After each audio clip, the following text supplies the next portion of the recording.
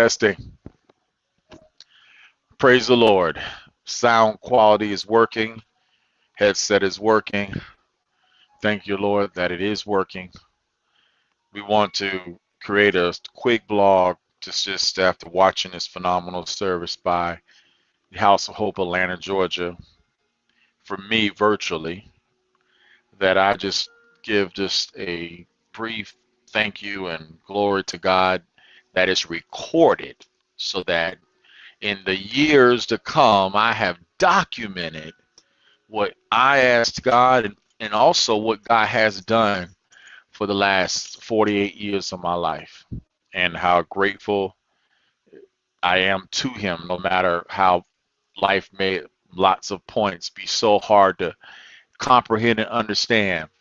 But despite all that, you must still believe. You must still thank Him. You must still accept Him.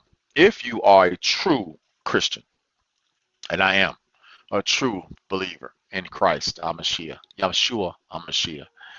So this is Reverend Howie coming from the Praise the Lord, Atlanta, GA.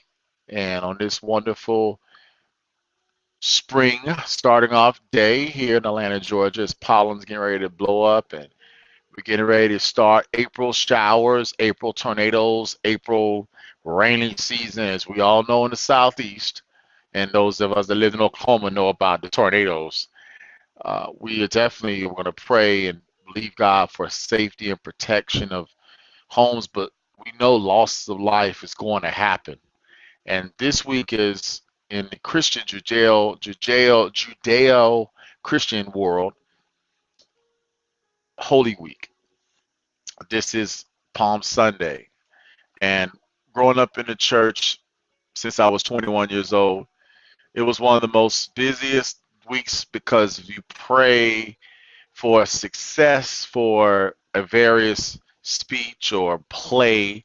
And I grew up in what we consider a non-denominational white Pentecostal type style church in Jacksonville, Florida, called Faith Christian Center. Now it's called Impact Church Atlanta. But they got all of their things from Word of Faith, which is a church in Detroit, Michigan, which is under the founder, Bishop Keith A. Butler, and his wife and children. And the pastor that was under Bishop Butler was Pastor Bishop George L. Davis, who was my founder, the person that I accepted Christ on February 1997. But now it's 2022, and we have to come back and talk about what we individually have done with Christ since we have walked with Him. You can't live off of what people did for you, what people are doing for you, what has happened in your life since you have accepted Christ. You have to get to a place where you talk about what you've done. What have you accomplished? What have you overcame? What successes do you have in your life that you can say because of you and God, you have accomplished and are walking in that victory? And it's very hard because for those of us that are trying to get stronger and deeper in Christ, you got a devil come at us, attacking us, and the busiest way he can always attack us is our physical health. And then you got to add on top of physical health, the people that we pick to date and marry that or divorces. Or on top of divorces or breakups, you have your children doing horrible things. Or to the worst of that, losing your children through deaths of your own kids. I'm saying, there are just ways that Satan can attack you and you don't even know. And if you are a person that, unfortunately, there's a lot of people like this that go to church and all they know is a great chord, a great sound, a great praise, but they don't realize that there's a great devil who does a great job, and I mean great. It's no question. We can't sit back and act like he ain't there. He is there. God created him, and has done a phenomenal, hellified, horrible job on our people. Prime example: football player about early last year was a running back. I'm the wide receiver who grew up in poverty here in Atlanta, Georgia area, played for the Denver Broncos with Peyton Manning. While Peyton Manning got his father Archie, got his brothers, and everybody's fucking doing well, and I don't see a Christian soul in his body, the brother who caught touchdowns for him in Super Bowl and Denver Broncos came from a mother who was in jail on drugs, did tragic, typical crap for our black men and women. And the son, through his gifts of his father, was able to go play NFL ball. But he had, unfortunately, through his choices, ends up later on dying in his home. And people, he a rich home up in Roswell, Georgia, which is north of where I stay, and Rich Roswell.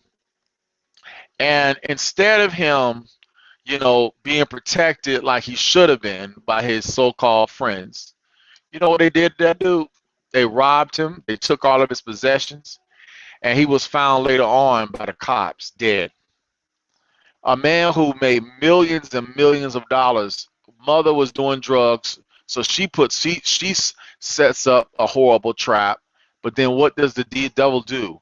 Because of Deuteronomy 28 curses, he hits the child. Not after the not before the Super Bowl. He lets you get to the top of the Super Bowl, then hits you with a death after the Super Bowl in a tragic way. And so on this Palm Sunday week, we have to really acknowledge, and it looks like my Xfinity is not, what is it, back up? Yeah, it should be back up. 1 second. Make sure my Wi-Fi is working well. 1 second here, network. I am connected to my Xfinity. Okay, yeah. Well, it's kind of showing that I have Wi-Fi access, but I should have, beyond Wi-Fi access, I should have also Xfinity access. I have the Wi-Fi turned off, so it shouldn't show that up, but I'm seeing a little marker on my program that I use for this stream. Anyway, I have a top-notch high-speed internet, so thank you, Lord. I should be able to have this work. Well, right now on this Sunday, I just want to just say that that brother's name who passed away is not, I hate to say it, untypical. We just had a brother who died just yesterday, and I'm going to pull him up on screen, and then I'll pull up the other brother as well, because these are poor African American athletes coming from tragic homes.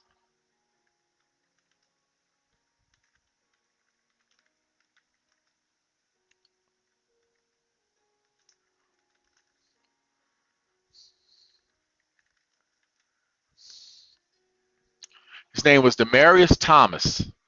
He was only 33 years old. He died last year, December 10th, 2021. They said of a seizure. All the football hits, all the tackles, all the hits, all the hits. He ends up dying of a seizure. But here's the tragic part. Here's the tragic part. He died and there was nobody around him. There was nobody to call the hospital. There was nobody to get him rescued because he didn't have a wife that loved him and a girlfriend that loved him. So he had what we call hanger-ons, people who are using him because he has a little bit of money. It's called crabs in the barrel mentality from when we grew up. And so I'm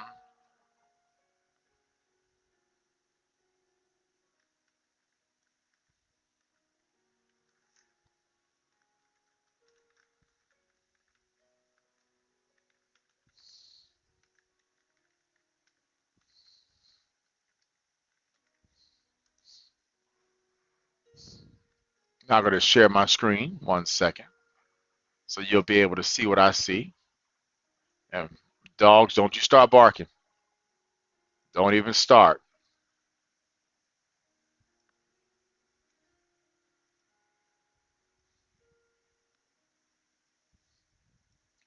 So this brother just passed away, and this is named Dwayne Haskins. May I say that this guy is only 24 years old. I am 48. So half of my age of 48 is 24. That kid could have been my son because I could have been a dumbass and had a child at age 20. It's very easy. I was having lots of unprotected sex back then, like a lot of kids are doing right now.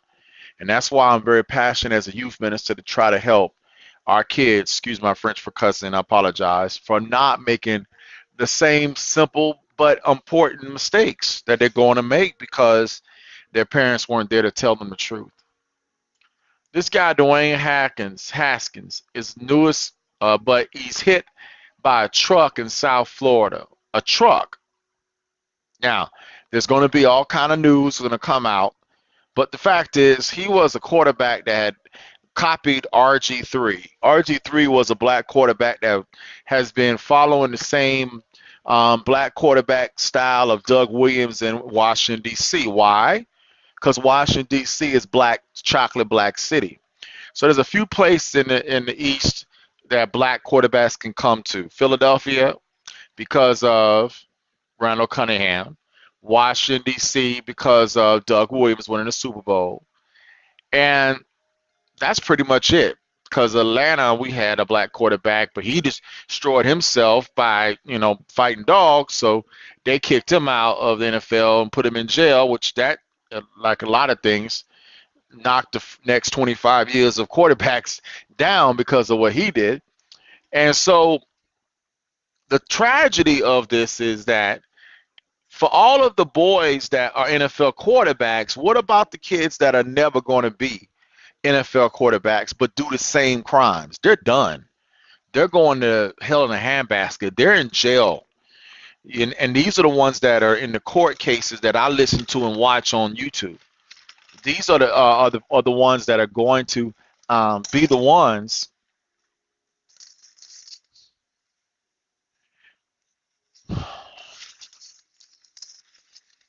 that their mothers are going to be crying because moms love our boys, but they don't have the skills to raise them to be men. That is the father's job.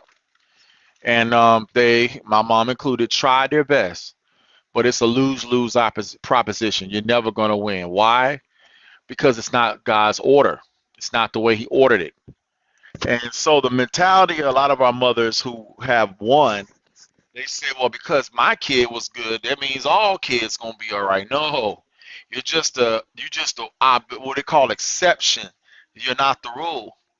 But in a lot of our black boys, unfortunately, we need to see the rule. We need to see the ones that fail more. Because if we see the ones that die more, the tragedies that happen more, it makes our ministry that much more serious. Instead of just talking about the good old faith and healing and hope and all that, talk about the deaths, not the deaths of, sickness and disease, the deaths of a car accident. Why would this boy die of a car accident? How did he get hit by a car? 6:40 in the morning. Why would he be out at 6:40 in the morning? Because he was drinking all night. Notice this shit did not happen at 7 p.m. or 12 noon. This was in the morning. Why? Because instead of him playing football and getting prepared for NFL season in Pittsburgh, that was his last opportunity because he had already messed up. An oncoming dump truck hit him. An oncoming dump truck hits him. He was trying to cross westbound lanes on Interstate 595 on foot. On foot. On foot. On fucking foot. Excuse my French, but you gotta cuss at that. I mean, there's just no way that nobody in their damn right mind in Miami traffic would ever walk across 8 lanes of road. I would never walk across 8 lanes of road here in Atlanta, and we got crazy traffic and people doing 80, 90 miles an hour. And I am going to walk. I assumed he was driving, didn't I? Yeah. That's what we all assume. We all assume homeboy was driving. No. I just found out with you, he was stupid as hell. But why would he be on foot? Because he was drunk. And he had nobody to put him in a car and Uber him home. Another dumbass. But remember his storyline. He was doing strippers.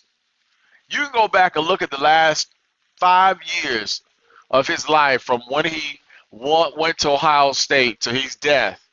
And the great news about this dumbass is that he makes every dumbass black player that's in the NFL and in college will say, damn, that's going to be me.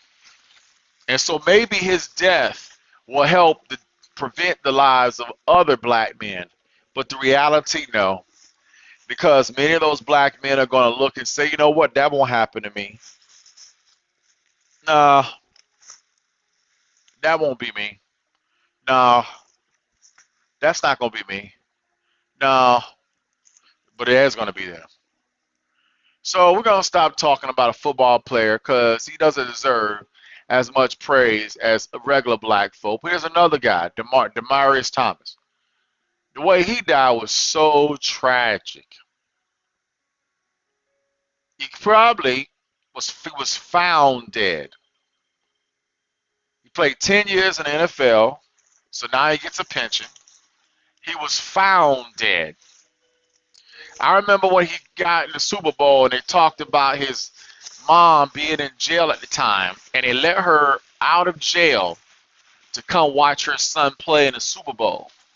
And he was so proud of his mom because really she was never there for him. But he loved his mom like every child's supposed to do. But she loved that crack. She loved that rock. She loved being out on the street. She loved that dick. More than she loved the baby that came out from that penis. And so he played. They won a Super Bowl. You think, man, the rest is gravy. No, sirree, Bob. It's not gravy at all.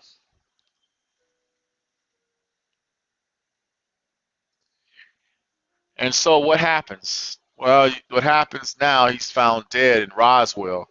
Beautiful area that I would want to move to but not going to because white people up there are like white people everywhere. They're rich and they're multi-generational rich.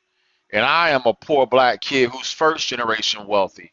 So I know I would be have a hard time raising my children when I have to deal with the prejudice and the racism that they're going to give me because they don't want me there. Raising in the Sun. Remember the movie Raising in the Sun? Oh yeah, that stuff is still real, baby. Shout out to Sidney Poitier. But my point is, knowing these truths, and I'm talking for truths that ministers that are Rhema that I went to Bible school know is true. How do we still navigate this Palm Sunday? And that's the conundrum. Because we cannot forget the horrible tragedies that I just described, while at the same time honoring Yeshua Mashiach and what he did for us and his doing for us on the cross. Because it's very easy to get focused on the bad things and forget about the good things that Yeshua has done. It's very easy to forget about what he's done. And so there is a definite fight that we have to do in our soul to be able to balance the two, to balance the aspects of what the word says he's done for us spiritually that we're not going to receive until we're dead versus what we're dealing with physically that we're receiving when we're alive.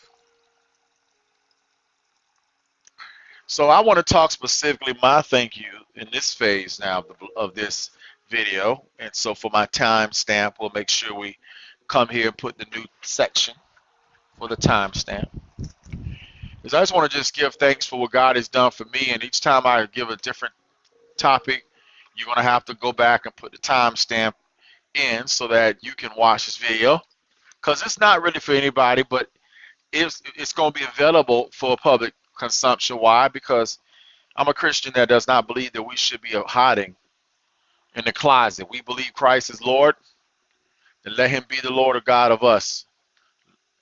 If we're afraid of him, he said, if we're not proud to brag on him, he said he's not going to be proud to brag on us in front of God.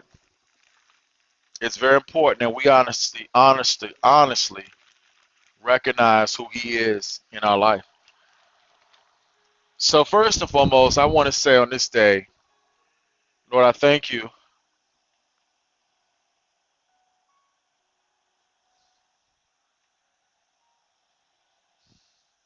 for your help pretty much since my mother died. I have to go all the way back to March the 9th, 2001. And we're now April the 9th, 2022. And about a month ago, I had to celebrate my mother's death day. She just had her 49th birthday. Supposed to reach 50 like everybody else. And unfortunately, it was a tragedy because at this peak in my life, I was a young kid who had already kind of messed up tragically. And I had went to Georgia Military College on a commissions on a scholarship, but I didn't know what was next. And one thing I learned about life is that you got to be able to plan 5-year steps. In the black community, a lot of us, all we think about is graduating from high school. What next? And that we don't know. Then if we are smart and we got parents, they talk to us about graduating from college. Oh, okay, cool. What next? We don't know. And if we are blessed to have a what next on that, we didn't look at meeting somebody and getting married and having kids. Well, sadly, in my particular experience, it was ROTC. I got a vision of the military from G.I. Joe and Real American Hero, He-Man, all kind of shows of the 1980s. And they put in my heart this value system of serving my country. Well,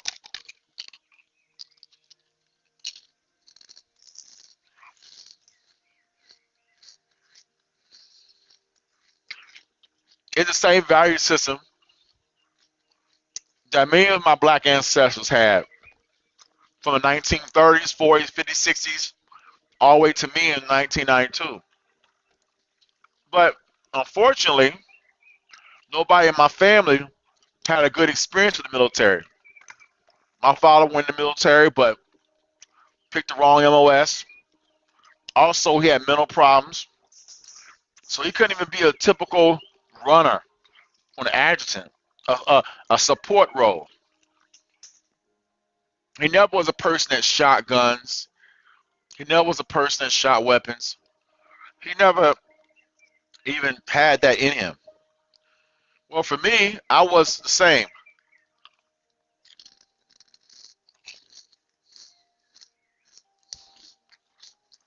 But I met like millions of people. There's over 1,600 ROTC, JROTC programs in the United States. And you know what most of them are in? Black or poor high schools.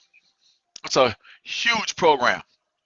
But I lived in a poor place called Jacksonville, Florida. So Jacksonville, Florida is behind by 50 years when it comes to New York or Philly or any of the major metropolitan cities that our black ancestors went to in the 50s. And so I fell in love with that military, bro. But I didn't see what happens next. I didn't understand what next was. So I get to Georgia Military College. I passed the easy peasy basic training.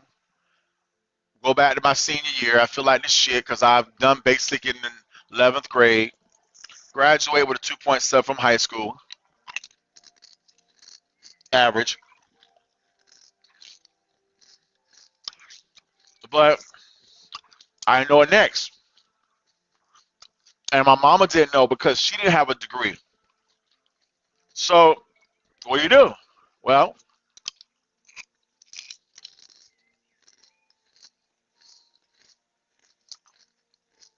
this white recruiter came to my high school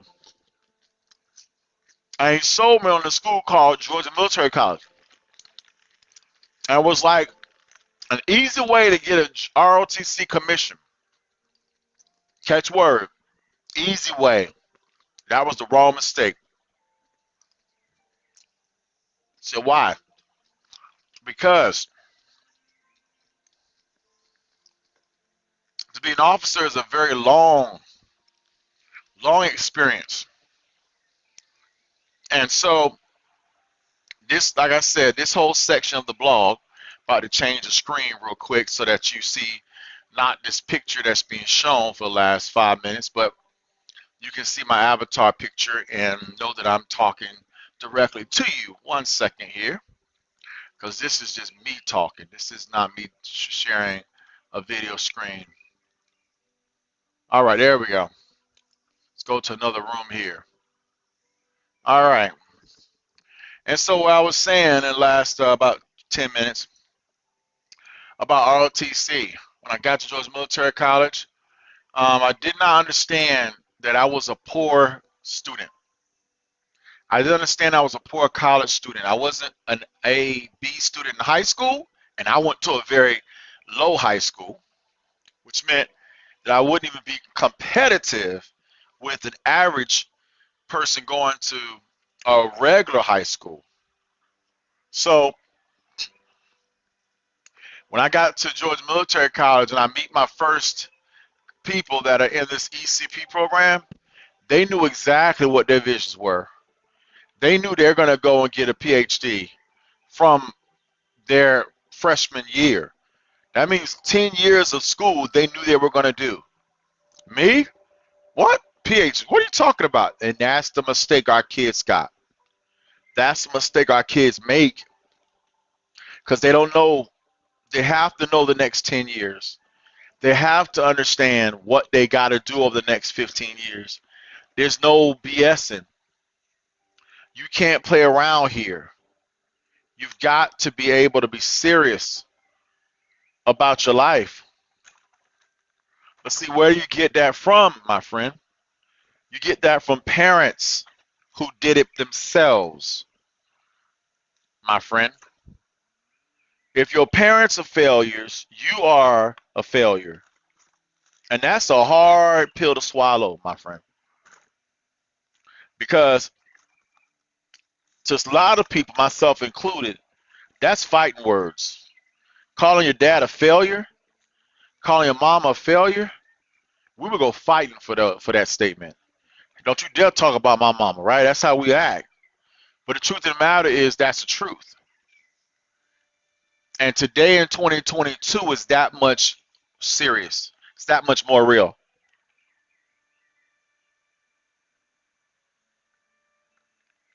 Prime example, I have a brother. His name is Damien. And we both grew up in the same home. But our paths diverged when I was in the 8th grade at a school called Southside Junior High School. I was 2 years ahead of him. So when I'm in the 8th grade, he's in the 6th. So while he's in the 6th grade center, Jacksonville, Florida separates 6th grade from 7th and 8th during the period of time we were in school. Right around 1990, they combined 6th, 7th, and 8th, and then they combined 9th, 11th, 9th, 10th, 11th, and 12th, but that wasn't the way it was done back then. So my brother and I did not really go to school ever at the same school. And the way, family's supposed to be is that wherever your older brother goes to school, your younger brother follows. Because it's just as smart to have your younger brother learn from your older brother. There are some people who say, well, I don't want to go to the same school as my older brother, and they want to go their own direction. Well, unfortunately, my brother had been typically labeled slow. In those days, they called it slow learn disabled. It's a big program. I mean, when I say big, brother, I'm talking about huge. Huge program across the United States against blacks. Now, I didn't know about all this stuff because You just never thought there'd be racism at that magnitude level after Brown versus Topeka Board of Education, but there was. And so what ends up happening, my brother gets labeled SOD, slow learning disabled, and it's like a whole path of easy classes and easy ways. Get back, little Bell. Thank you. Stop following stuff. Go back. Get back up there. And just following whatever they teach you. My mom is struggling trying to raise two boys. Oldest boy, is put under that burden trying to succeed, but he don't know anything. And then younger boys got SLD and has dyslexia.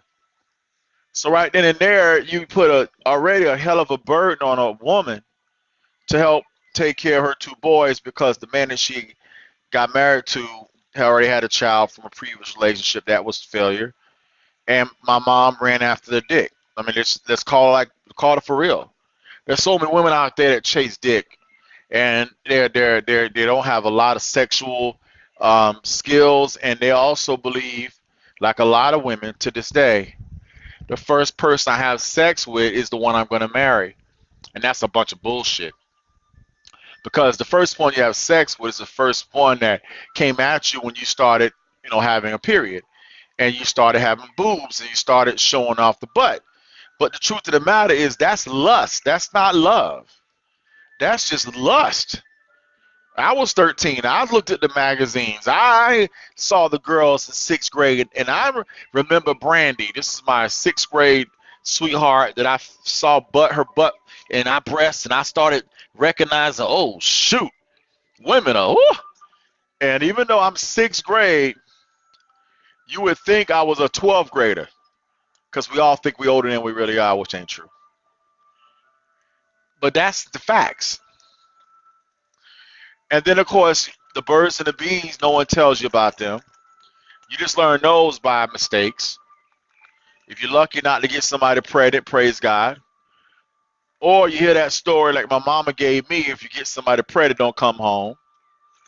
Not realizing that that's a bunch of bullshit. Because so many mamas raise their grandbabies and they expect their son to get somebody pregnant. It's almost a rite of passage. Almost a rite of passage. Did I say that? Can I say that again? A rite of passage. It's not supposed to be, but that's the truth. And so, for me, it was twofold, two mega things. I saw the crap that my father had to deal with because he ran away from his own father.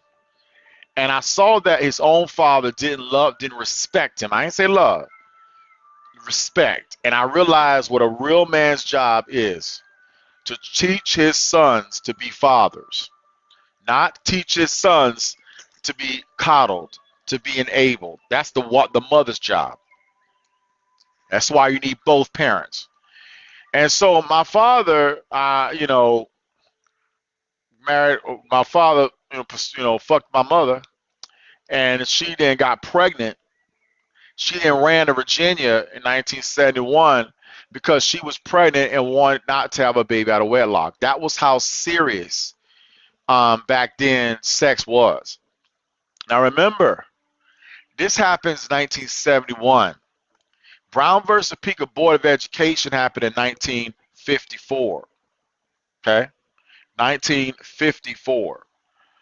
My grandmother was born in 1930 something. My mother was born in 1952. She was born 2 years before Brown versus Topeka Board of Education decision. 2 years. Oh, you motherfucking roach.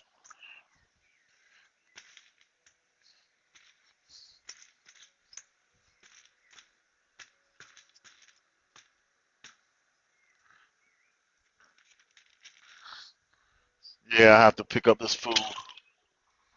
Yeah, since the road, yeah, I will. Damn, yeah, put too much, put too much food in the tray, and I should put just a little smidgen. And so the roaches came in and trying to eat. Get away from my shit. Get away. Get the fucking way. Get away from my shit. Get away. Get away. Get out of here. Get out of here. Get out of here. Oh, fuck. What the fuck you doing? Get out of here. You bitch. You think I'm playing with you? Okay. All right, motherfucker. Think I'm playing with you? Get out of my shit. Oh, you gonna just roll around? Okay. Killing your ass. Don't worry.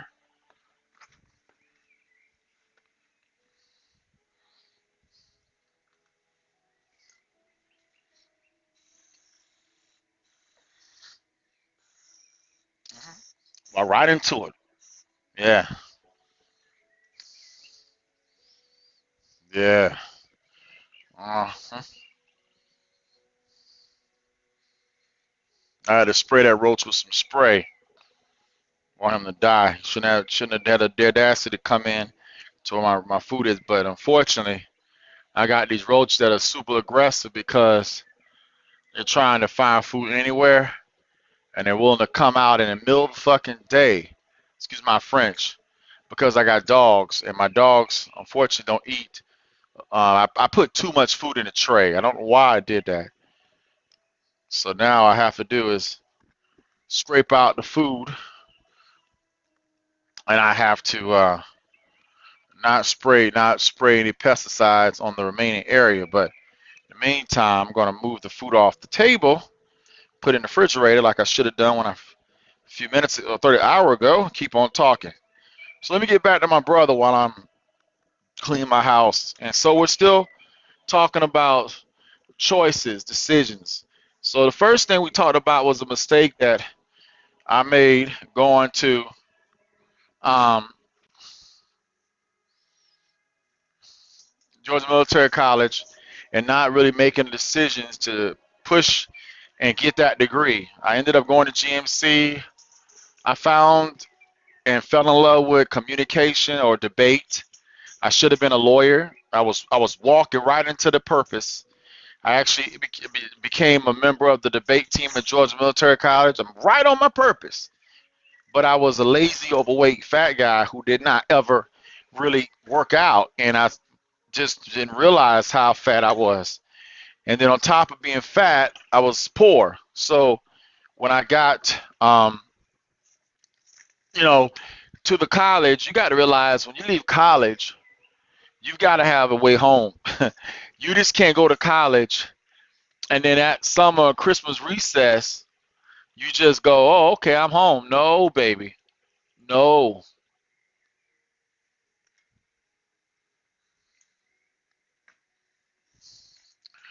So the stressors of going to this Milledgeville white redneck Georgia town where they lynch black Negroes, and I'm a Jacksonville Floridian, I hated it. You hear me? The fear of getting killed on the road. This is Mississippi Burning TV show time. This is Slavery Central 101. You ain't going to Mississippi. You ain't going to Alabama unless you're on I-75. We're talking, understand our history. We're talking the Green Book. This is the stuff our grandmothers told us stories about. And you know we believe our grandmothers. And so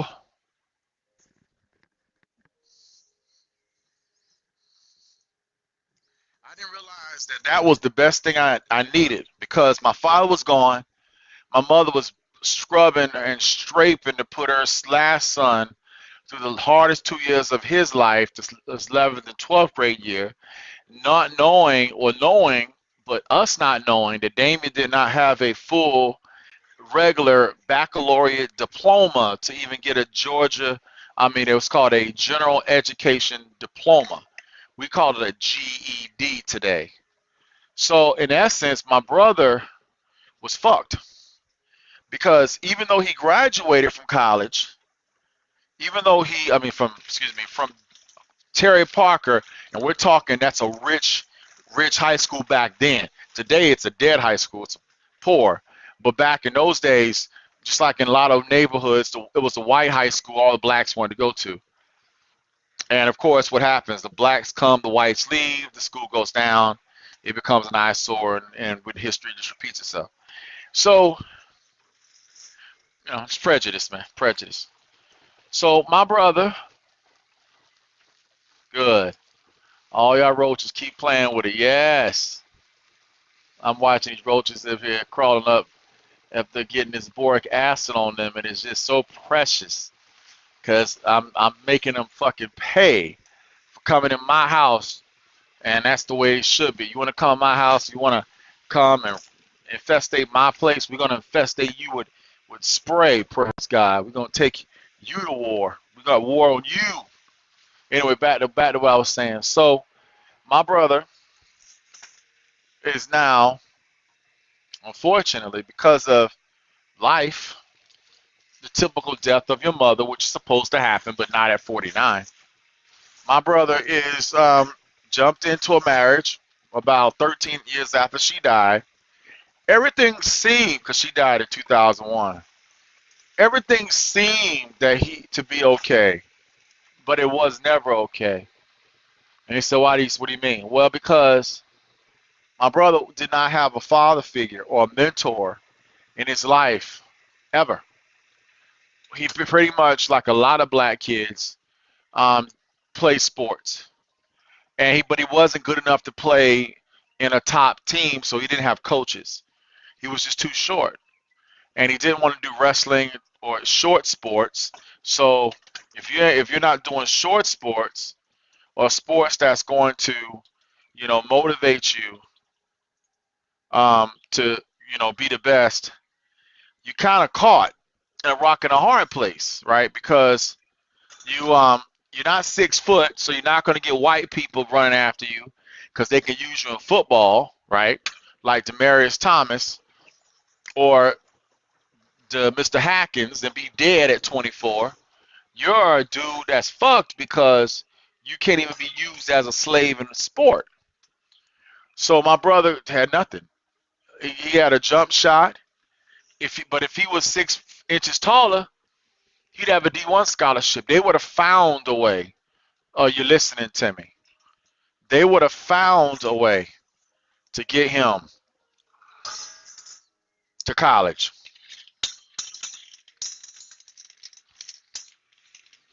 Did you hear me?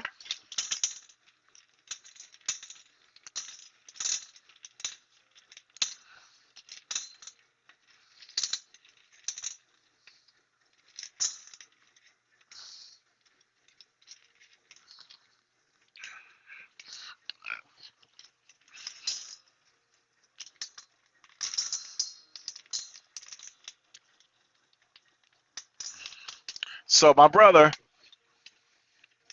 and I went 2 different directions, pretty much to the 6th grade, because I fucked up myself. This goes to the next part of why I'm so thankful. Because I got a third chance. My mother did not really go to college, so she couldn't tell me about the pitfalls of school and why it's so important to go to school. All she can do is try to put the fear tactic in me because I'm the oldest. And fortunately, I was a mama's kid. I did not have that anger and resentment that a lot of boys have toward their mama because they don't get the full truth of why dad left. So what happens to a lot of these women out here, they talk bad about dad, and then boy grows up and he starts hating his mom because mom fucked dad to make me. But if you said dad is so bad, why'd you fuck him?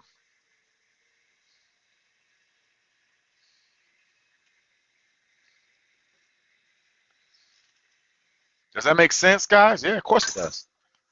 Makes a hell of a lot of sense. So what happens? Well, you know what happens.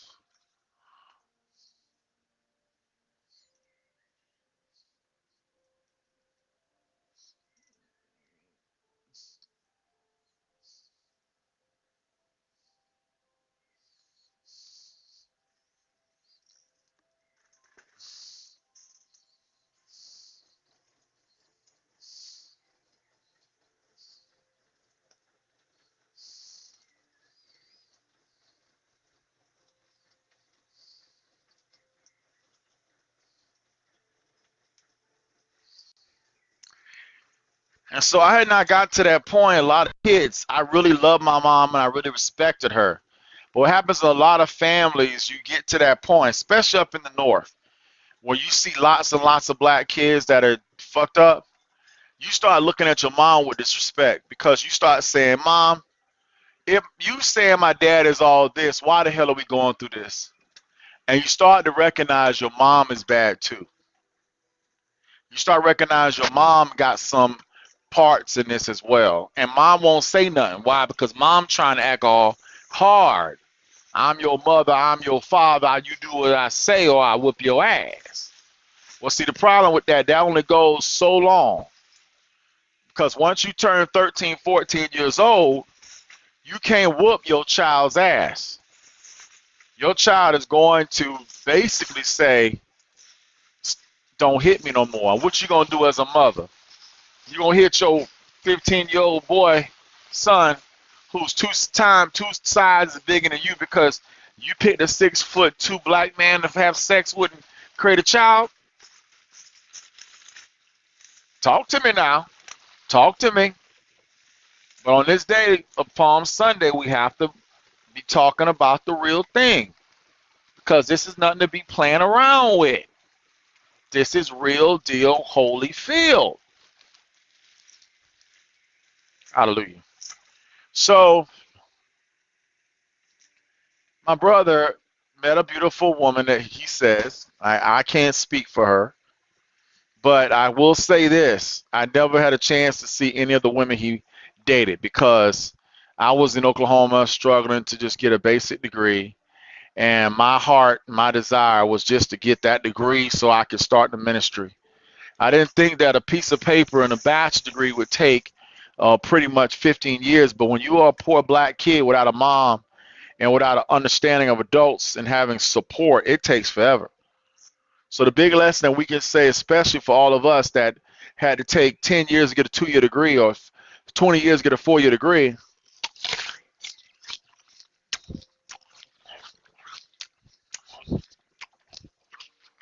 we had no support.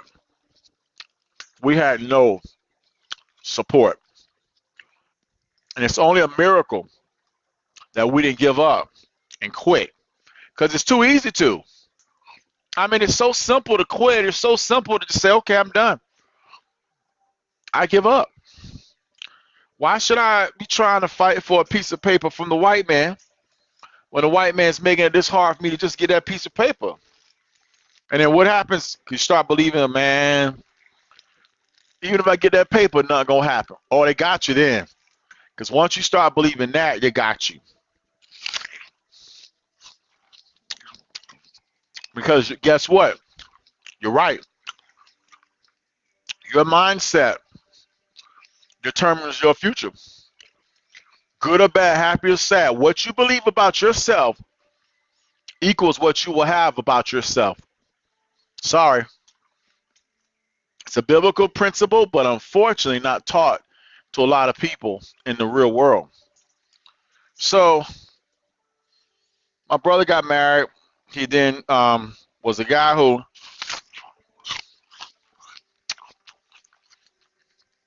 at first responsible for himself, and he barely had that. And then all of a sudden, he then got a woman that had a house, but she also was a black woman who had a lot of issues as well. But she would let Damien stay at her house.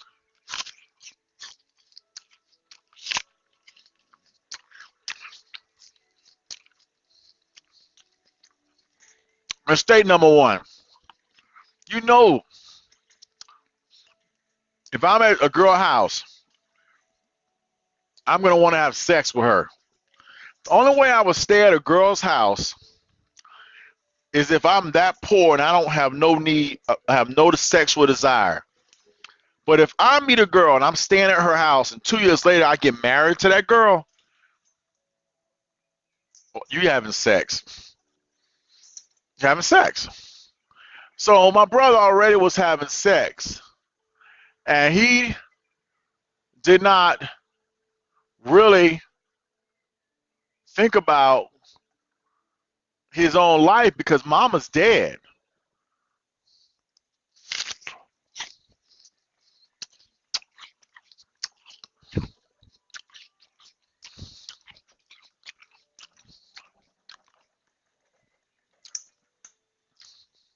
Mama's dead.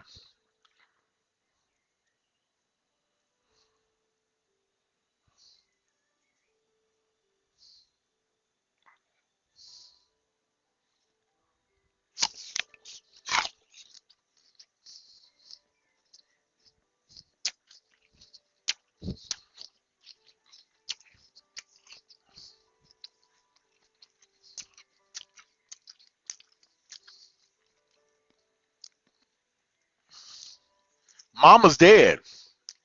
2001. It's now, 2012.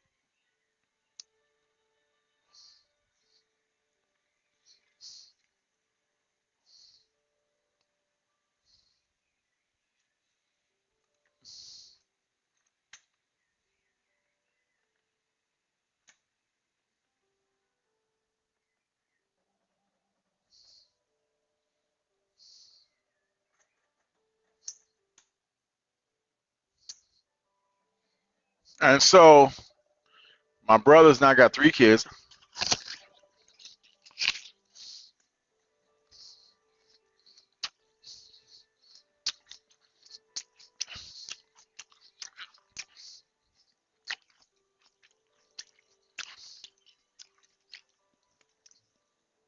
Everyone loves to say, well, God had a purpose, God had a plan.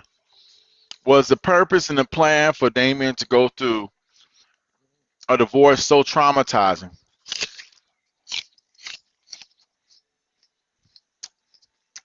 that Damien was trying to manipulate his wife to take him back in by trying to kill himself?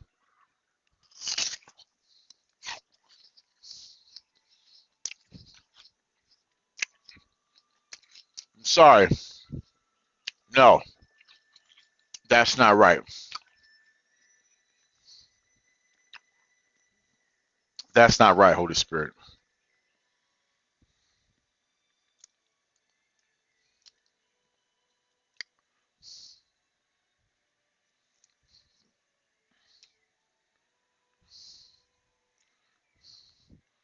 You know, and I both know that ain't right.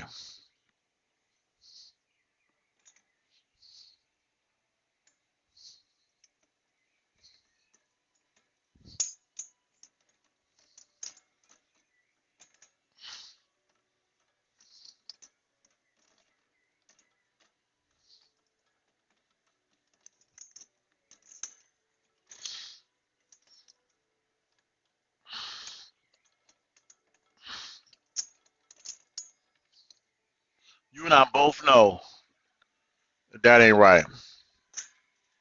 It don't take a rocket science to figure that out.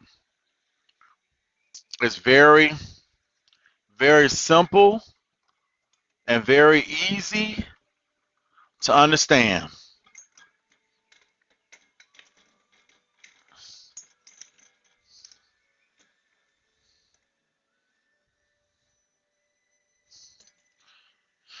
And my heart breaks for my brother because it would have been me.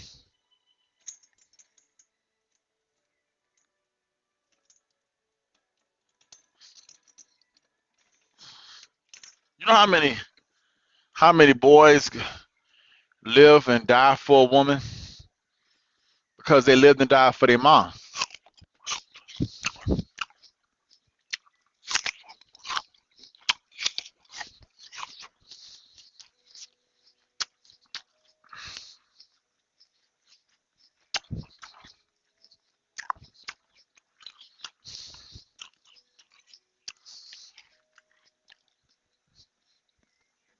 And they don't realize that was totally uncalled for, but that's the way it's been for black boys and black girls. Mom is deified like a god. Are you feeling me? Straight up. Mom is deified like a G-O double double G. G. Do you feel me, Hank? And it's not to knock, but we have to be real about it and be straight up honest and say that's wrong. But if our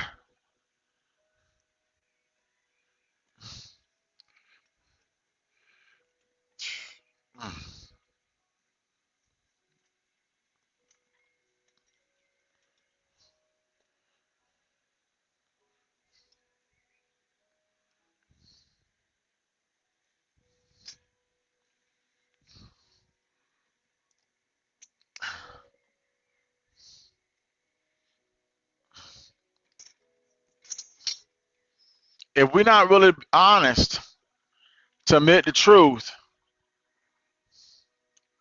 to our own brothers and sisters that we love,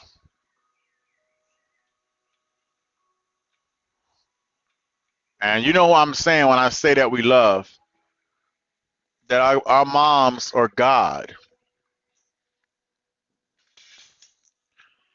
You're not going to ever talk down to God.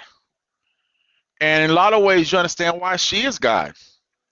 Because mom is the one that was there when everybody else turned their back.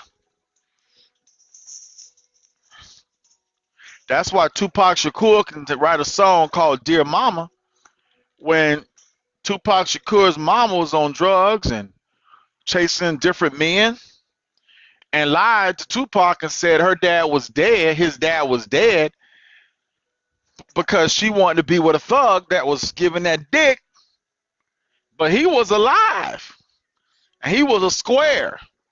He wasn't in the streets in the gang. He was not a Pookie and Ray Ray. So Tupac didn't know until he was shot that his own father was actually alive because of the lies mama said to him. And what did Tupac then say?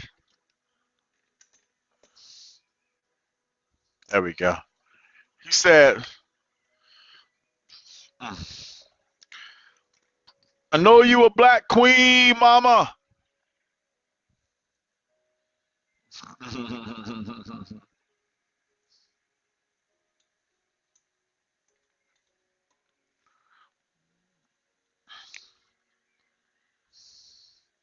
So what did that mean? Well, it mean what it said it meant. Even though she was a crack fiend, he still looked to her as a black queen.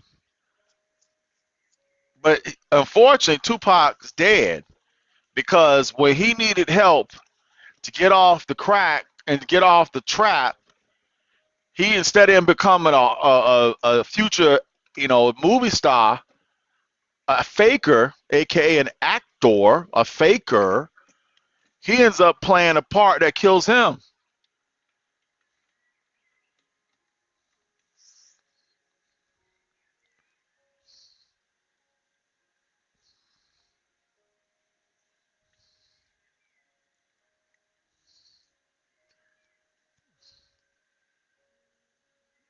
That wasn't the will of God, but it definitely turned into His will. And the lessons that we can learn from that are so profound. Oops. Yeah, that's mine. Just drop that where that fell to. Yeah, that little thing. Fuck. Dumbass should never picked it up. I heard it fall. Where did it land? Right there? Yeah. Yeah. I was a dumbass dropping something I shouldn't have dropped. Trying to work on this. I got so much expensive Pilates and workout equipment to exercise and to fight my body into a shape. And even though I have been diagnosed with a pulmonary embolism, even though blood clots in my legs, even though a knee injury that's to the point where I can't even bend my knee, and I'm going to have to force it to bend because it's just got to. So I'm going to end up hurting my knee in order to help my knee by forcing it to cycle, even though technically speaking I shouldn't be, because I just can't sit back and let myself eat nothing, because you're not going to lose weight by eating nothing. And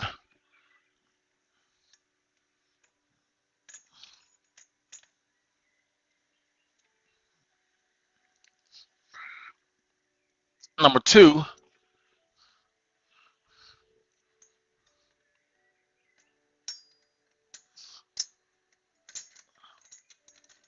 perfect. All right.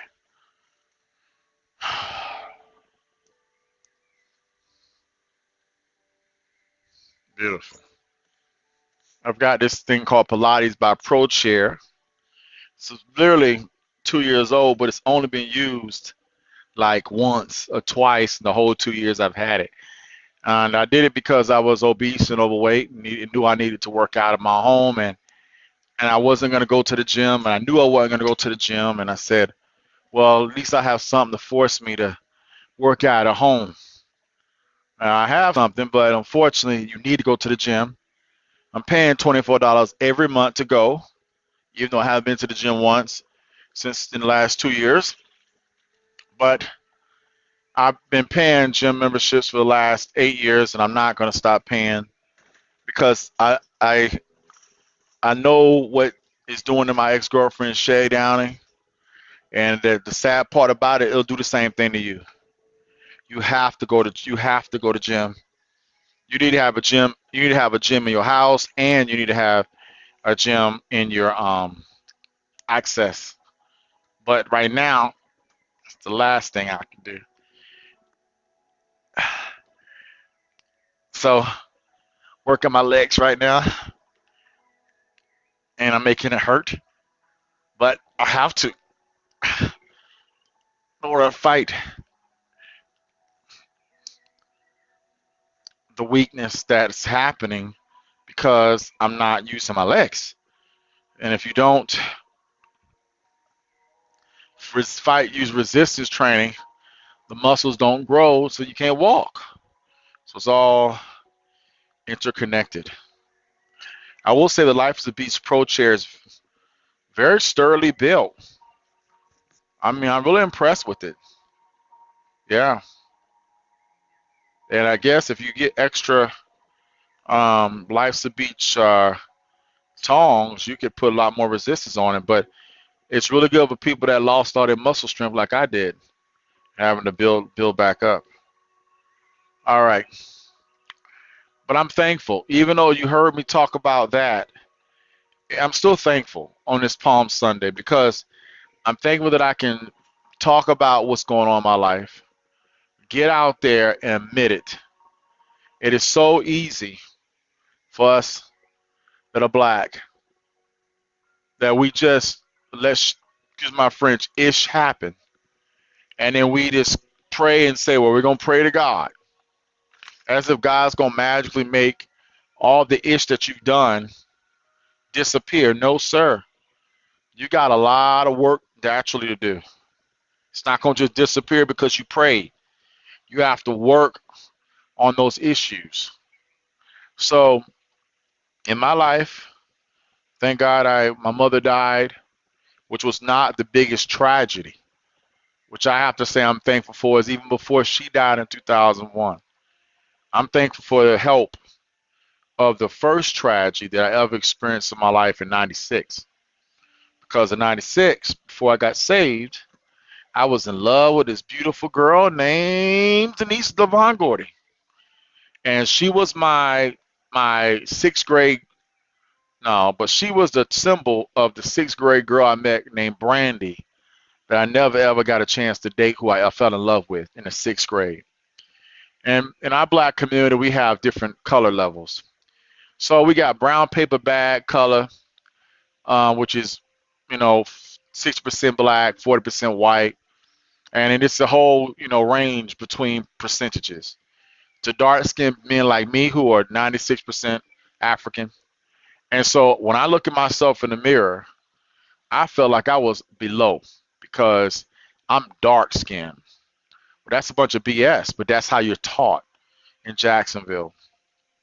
And so you marry someone lighter to make your children lighter because in the South, light was right. That's a bunch of BS, but that's what you're taught. Again, that's racism at its best.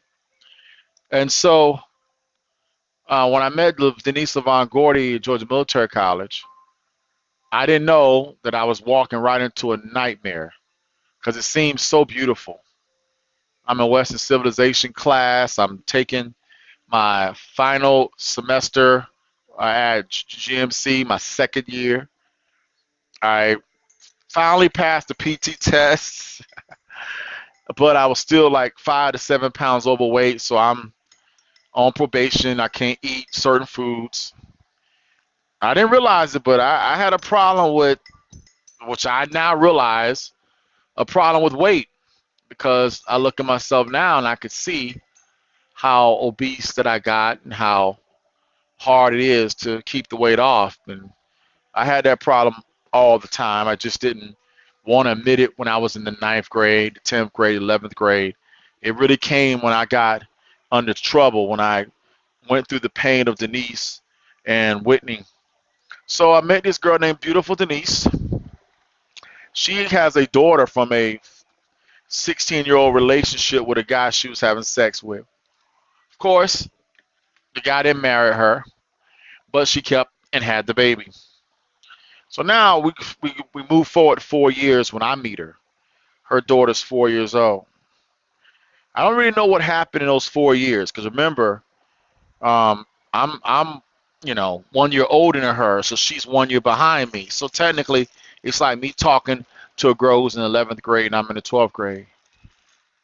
That's normal. We all did it in high school.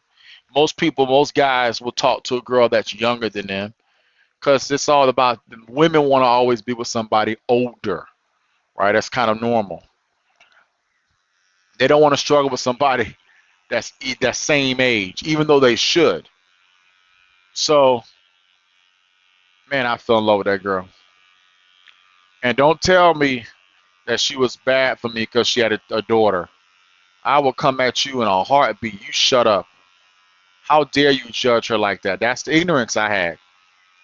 I was ignorant because I was a person that grew up without my father, and I made it to GMC. So how dare you tell me that that child can't? See my point? So when you break those odds and you've made some successes, you think that that's the norm. If I can do it, you can do it. But you don't really get to the point to realize, no, bro, the odds are no, you're not. The odds are you're not going to do it. You ain't done shit yet because you ain't even got your 4 year degree.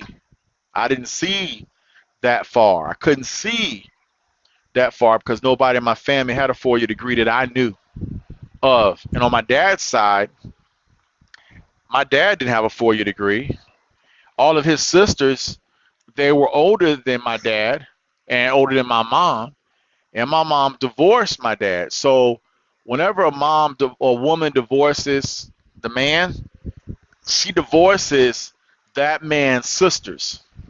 Now, for the kids' sake, the sisters can say, "Well, I still love my nephew," but not so much. Why? Because the bottom line is that's not their baby. That is their brother's baby. And if they have a bad problem with their brother, which they did, because my father was a effed up man, that even his own sisters and brothers hate him. And that's sad. Because normally your sisters defend you.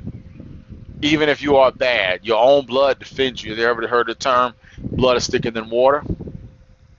So growing up, it was really difficult because I just felt all alone. And then once I found ROTC, a place to belong, I was like, fine, I got my home. I don't need y'all. Because I didn't have them anyway. I didn't have them when I was 12. I didn't have them when I was 13, when I needed, Boy Scouts and Cub Scouts and needed that real maturity that every 13-year-old child needs. Does that make sense? Amen. So for me, when I met Denise, it was like the second time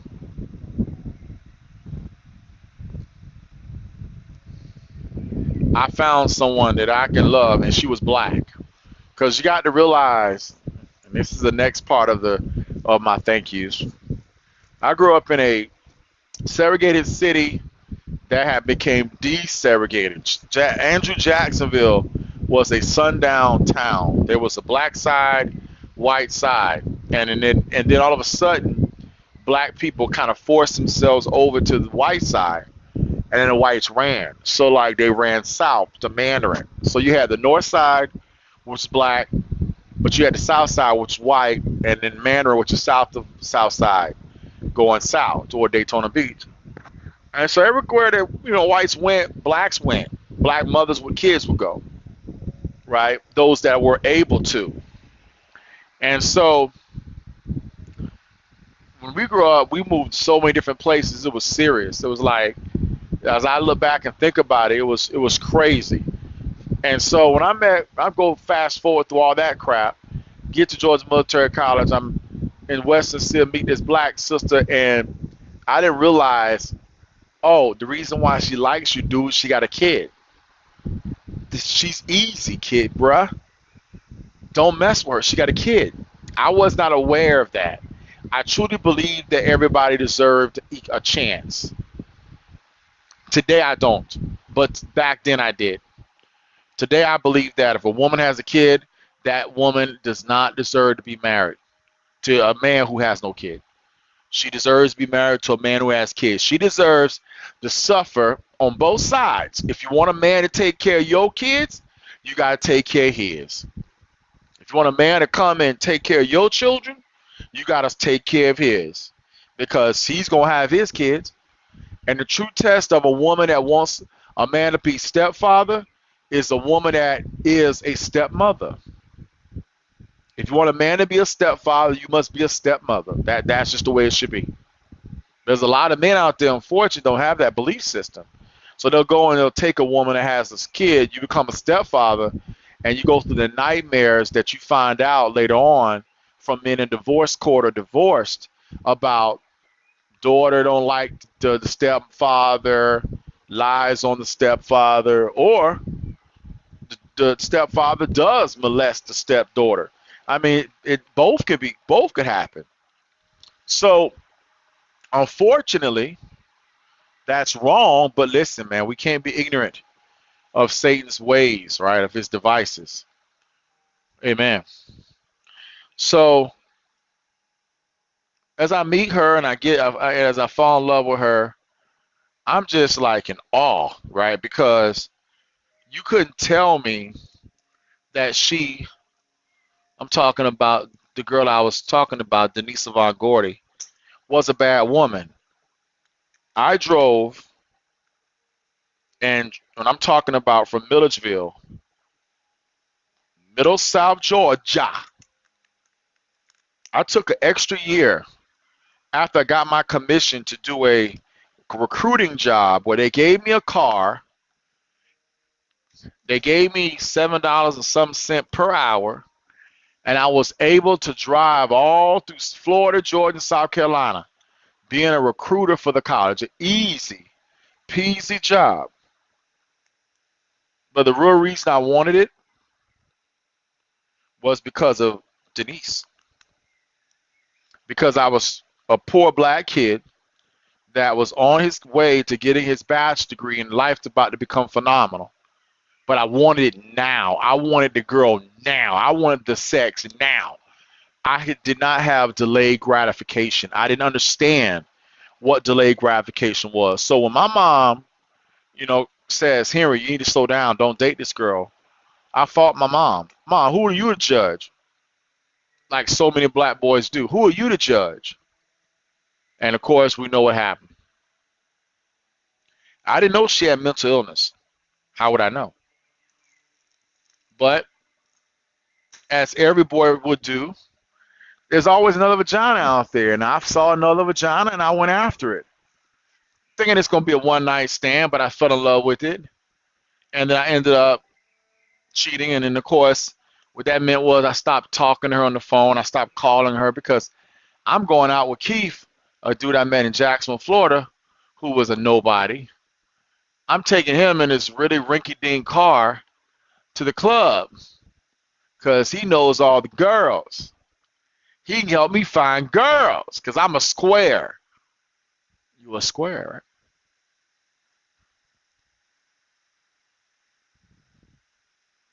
All these things, if I had mental people in my life to give me wisdom, I would have never messed up and caused that. But unfortunately, I did not know.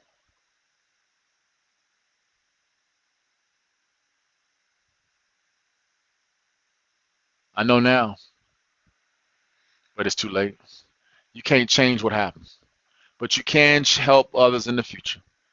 And that's one reason why I am, in my opinion, going to be a minister.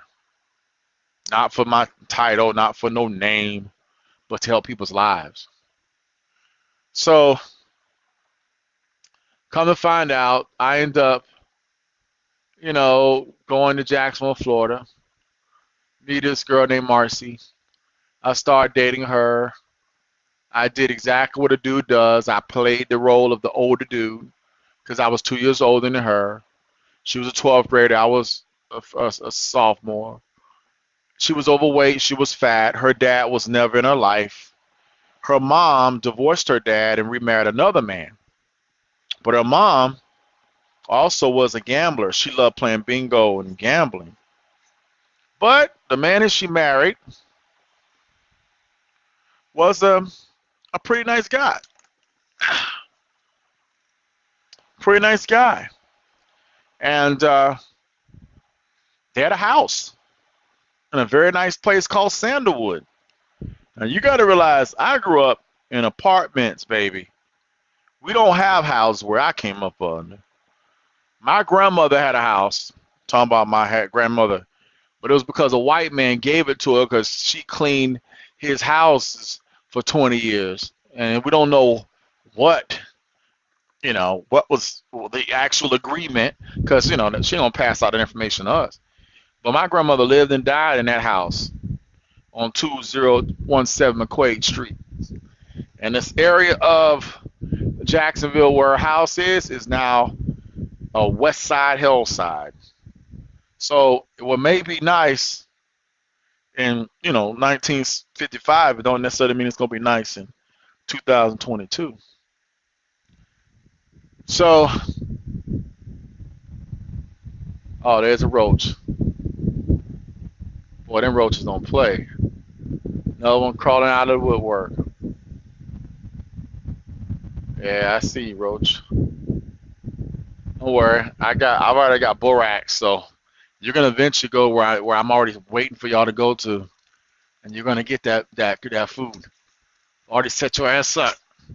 That's right, Mr. Mike Roach. Already setting your ass up. I could see 2-4 days down the road. Y'all think, oh, that's another one. Look at that. Now it's two roaches, one over there and one right there. Yeah, so there's two roaches crawling out right now. Okay. I see roaches. Yeah.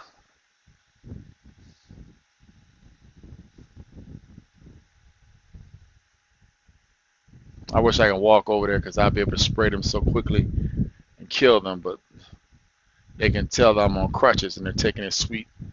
Damn, I can't wait to walk. I can't wait to walk like normal. So, all right, we gotta make sure we take these two remote controls over to the TV. But I'm gonna sit down, move, and sit down for a little bit in this chair. I was able to get a lot accomplished today, but not as much as I want to get accomplished. But the good news is I got boric acid and I've got roach on the food. So every bit of stuff they crawl on contains boric acid. So they don't realize they can't crawl to the places and not get in the boric acid. It's all everywhere, baby. It's everywhere. You'll see lots of right little minions. Okay. We don't need to know about no backup. I don't need to know about no deaths. What I need to know about right now is what I can do.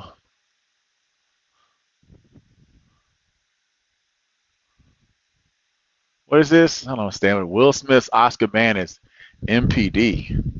What does that mean? I don't care.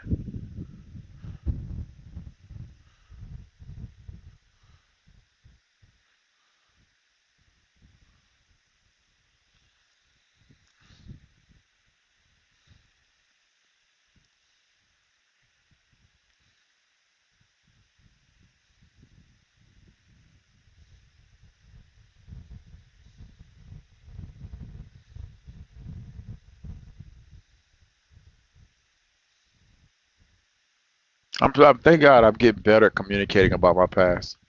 That's when you know you're very mature. When you can talk about your past.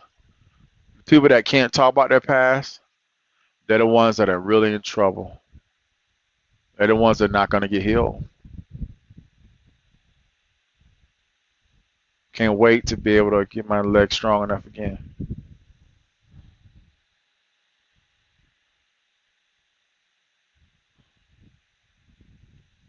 Far from home when I get back.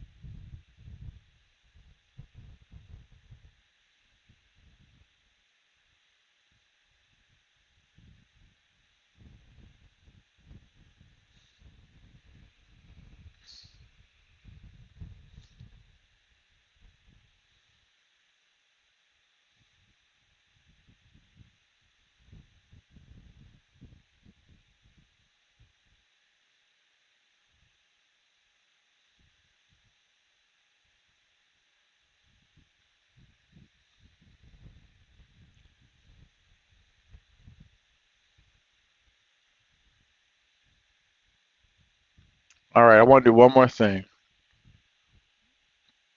I want to call in and see if I could call in to my live stream that's in progress and see with a different email address what kind of privileges I get as a person calling in from an iPhone. Be able to switch between callers. Since my friend Dwayne Miners turned out to be a failure, but the good news is, thank you, Dwayne, for showing me who you really are, fake. That's all that matters. I won't play with fakers. Believe that, bro. Once you've been caught, you are caught.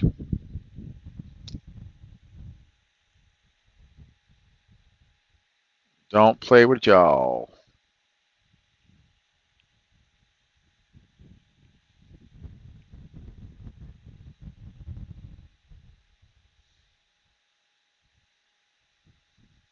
Well, I guess what I gotta do now, I gotta log in, and I gotta share the link.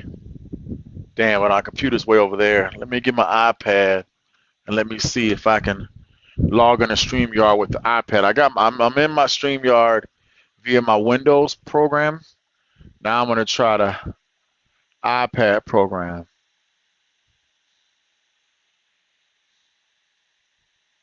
Feel so sorry for my nephew, but he's not my nephew because I didn't really have a lot of relationships with him. And unfortunately, you know, my sister had a really fucked up life. You know, she did. Her father was gone. Her mother was murdered by her boyfriend. I mean, just it's tragedy, man. It's really, really bad. All you can say is God damn. Man, that's really all you can say.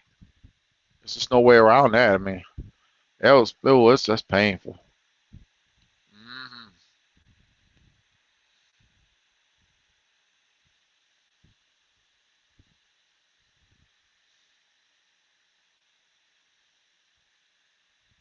All right, so we're in the studio. Cool. Go to Palm Sunday Live. It says 10 people can enter a broadcast. That's what I thought. So this will be number two.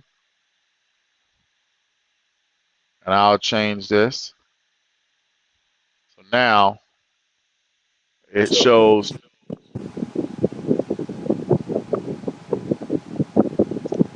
now it shows me coming up on. I got two past names showing up on the screen. test one, two, test one, two. All right, good. So it's now playing on my Macintosh program, but it hears me through the Jabra headset that's on my face that's going through my Windows 10 computer. Okay, so now I'm going to invite this, copy to the clipboard, right? And it says we're going to then email it to ourselves. So I'm going to now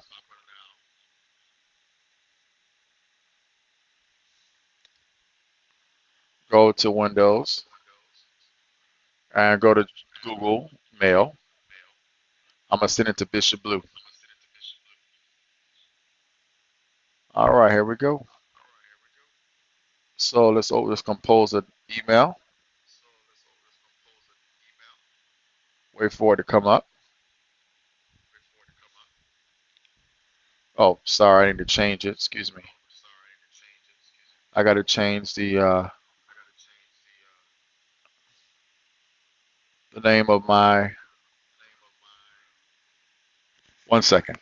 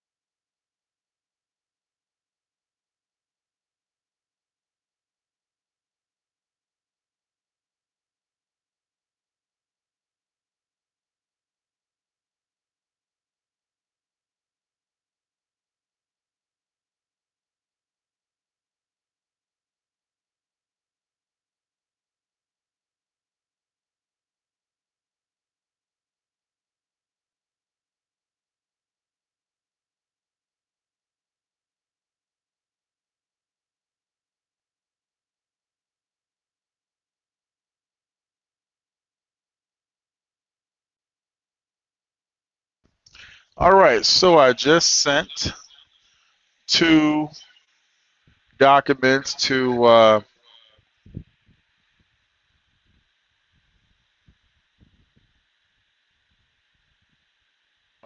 emails actually. It's like a 10-second delay, but it just shows you because of the website and the network. My when I speak into my Windows 10, it's about maybe a 2-second delay before you hear yourself on your iPad because my iPad should be in another office, another location, because this is I'm acting as another person that's on the live stream at a separate location. All right, so this is great to test the quality of my network. So now let's log in. Let's look at our settings. And right now, Testing 1, 2, 3. Testing 1, 2, 3. We're going to change our avatar. All right, beautiful. Beautiful. There's some audio. iPad, great. I should always have play a sound when a guest enters. That should be normal. All right. Oh, there's another one. I got 3 different people. What's this? Oh, that's my other page. That's my other page. All right. So, test. You can't hear yourself right now because it looks like the microphone should be playing out of my computer microphone, but it really should come out of my FX speakers. But my FX sound device on my sound card is set up right, and I'm about 10 feet away from the second computer. So we'll switch it off and do this one and talk about this. test 1, 2, 3, coming through the Windows 10. This is the Windows 10 computer talking. Let me see if I could change my avatar because I like to have different avatars so you can determine who's doing the talking. All right, so how do I change my avatar? Let me see if I can exit this broadcast. No, we don't want to end the broadcast, but I want to exit. How do I exit myself? Ah, there we go. Remove. There it is. So you click on the little icon on the screen, and it brings up your name, and it says remove from the stream, solo layout, unmute, edit name, edit all, edit avatar. So we're going to edit name, and we're going to change it.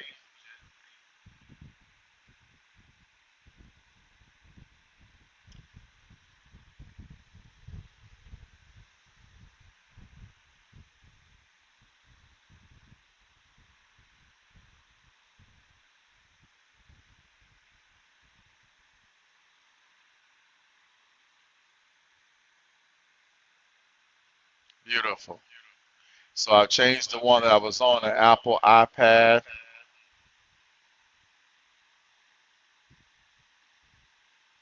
and now I get to edit the avatar. I'm going to change the picture of the avatar. So now you get two different pictures. Give it a couple seconds to update. Just give it a couple seconds to do that.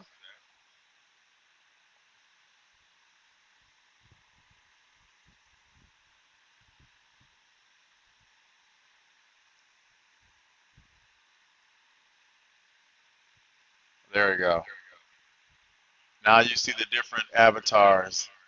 So now you can see my second one, my old iPad 2005 is on the stream. I can have up to 10 different devices.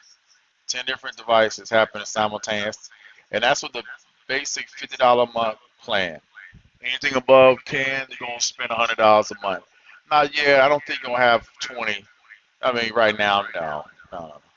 All right, so there we go. Now, look at this one.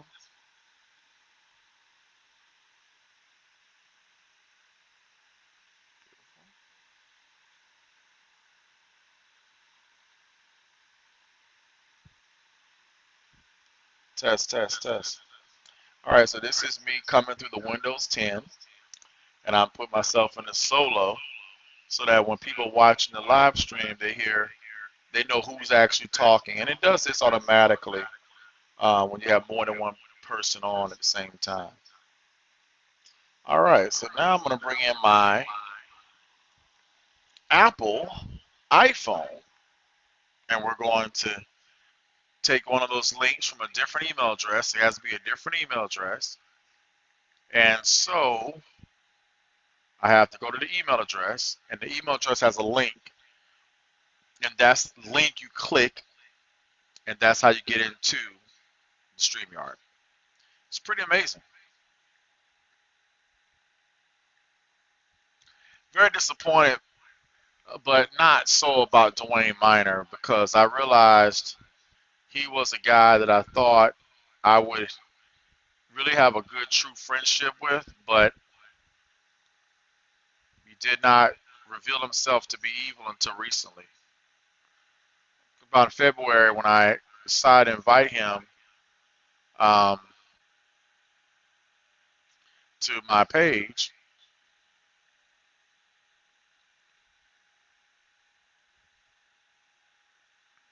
he talked for a little bit, tried to sound like he was holy, but he wasn't.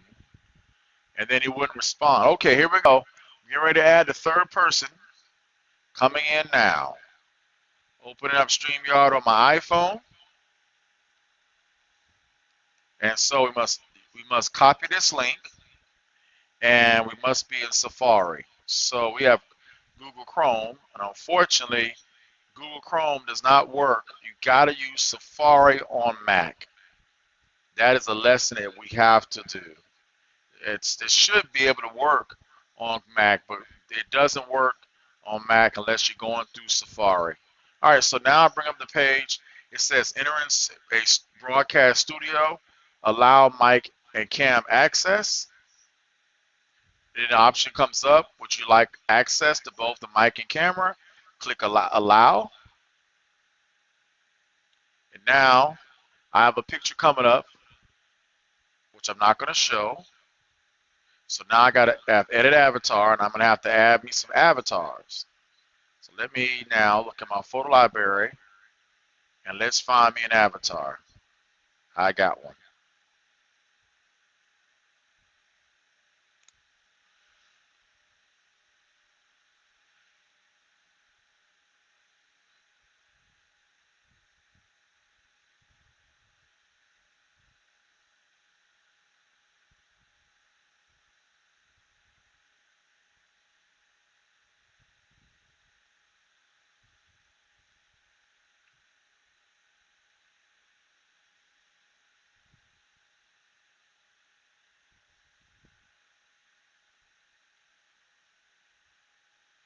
All right, and this will be named.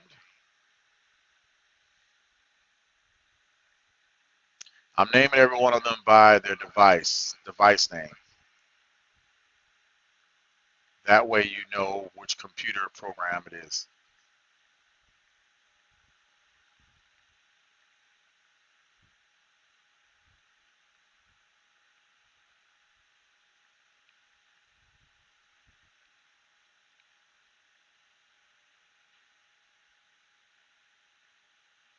I've been wanting to do this for 3 months, but it's been so many other things going on in my life. It's been the last thing on my list.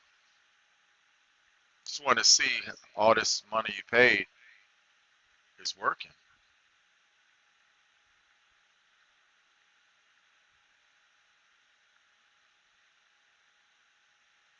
All right, here I come. I heard the beat.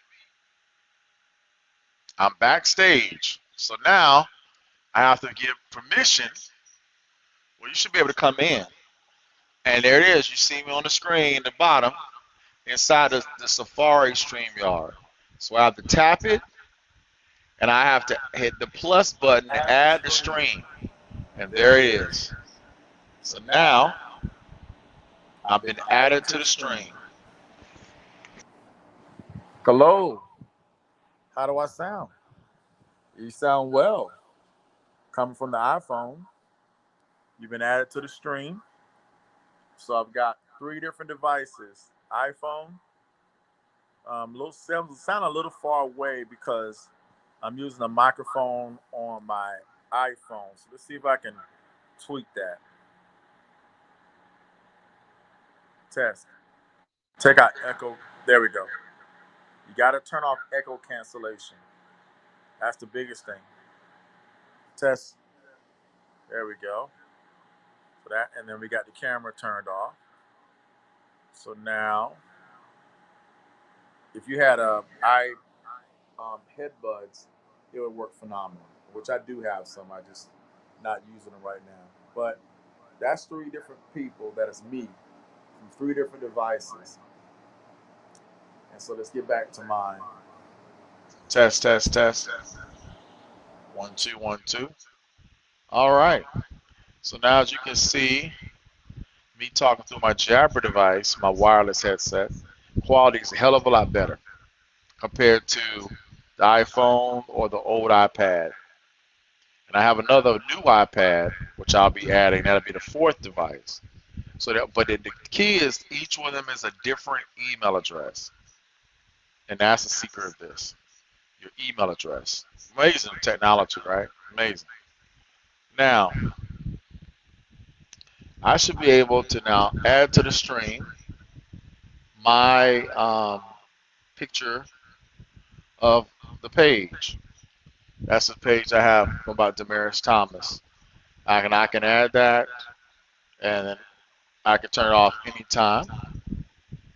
The great part about this is that I'm doing all this from my iPad, not from the Windows 10 computer, which I'm so used to using.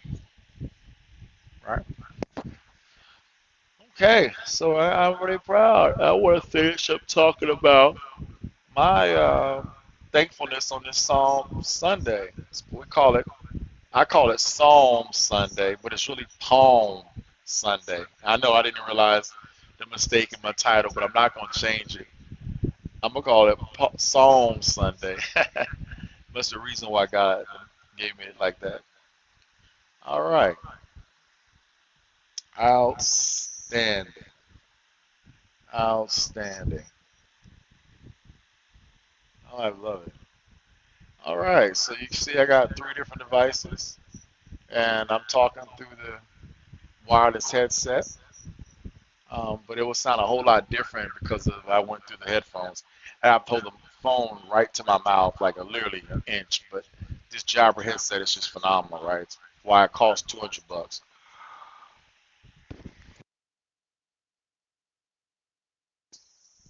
So on this Psalm or Palm Sunday, I just want to thank and salute TLA for encouraging me to step out and to even get involved in this. It was so scary to even get involved in this. I didn't want to even look at watching YouTube videos for about 2 years. And like Shay and other women and other men, I was always the last to get on stuff and not really be an adapter to what the new technology has available to us. And it's so wrong. Finally, I'm looking at Green Forest. They're using Live, LinkedIn. I mean, they're using StreamYard. I'm looking at churches that using StreamYard. Even my old church in Jacksonville, Florida is using StreamYard. So I'm very glad that I'm using StreamYard now. I don't have to be, and I don't want to be 2 years behind nothing. I want to be right on time. Amen. Hallelujah. So for me, as I was talking about test, something just happened. Testing 1 2 3. Uh-oh.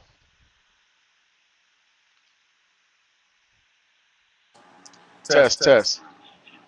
One, One, two, two, three. three. Looks Looks like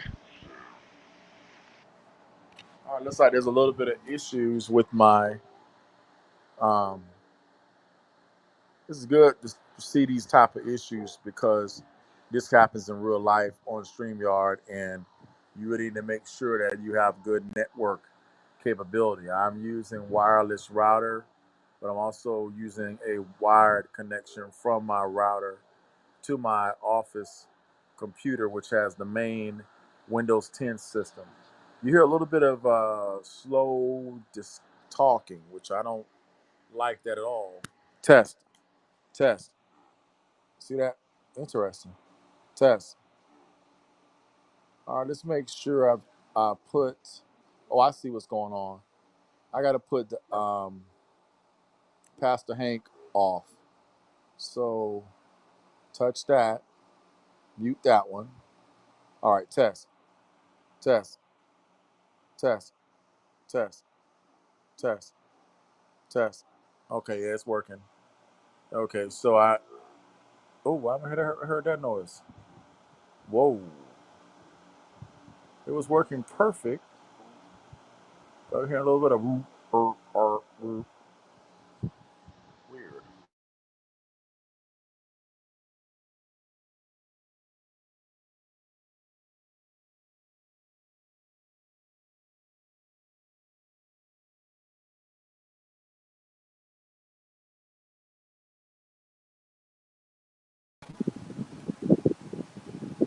Test, test. 1, 2, 3, 4, 5. All right, so hold down fly pad. That needs to be muted. Test, test, test, test, test.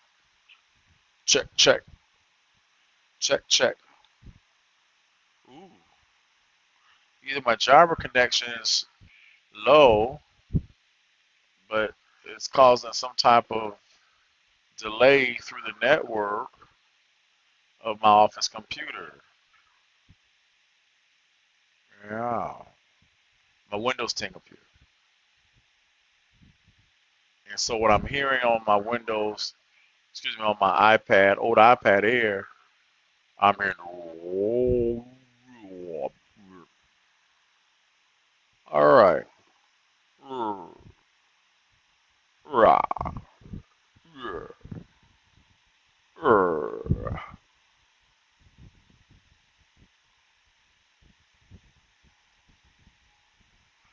Check,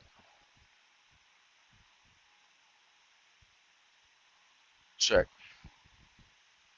Okay, I removed everybody from the screen except my Windows 10.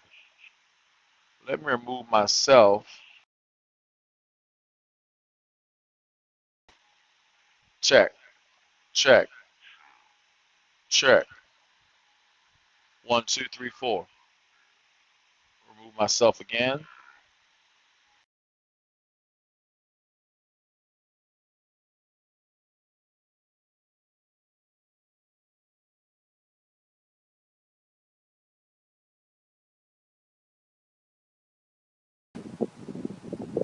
Test. 1, 2, 4, 5. Microphone check. Microphone check. 1, 2. Microphone check. Check, check. Okay, mic. Good, I've got microphones. Not that good.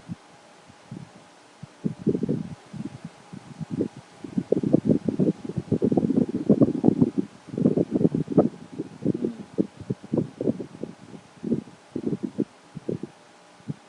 check. All right, we're going to mute that.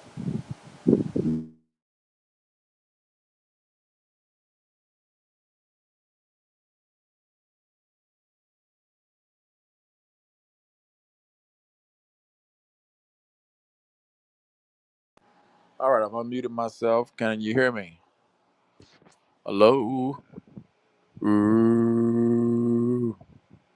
One, one, one, one, one, one, one. Wow, it's a feedback loop there.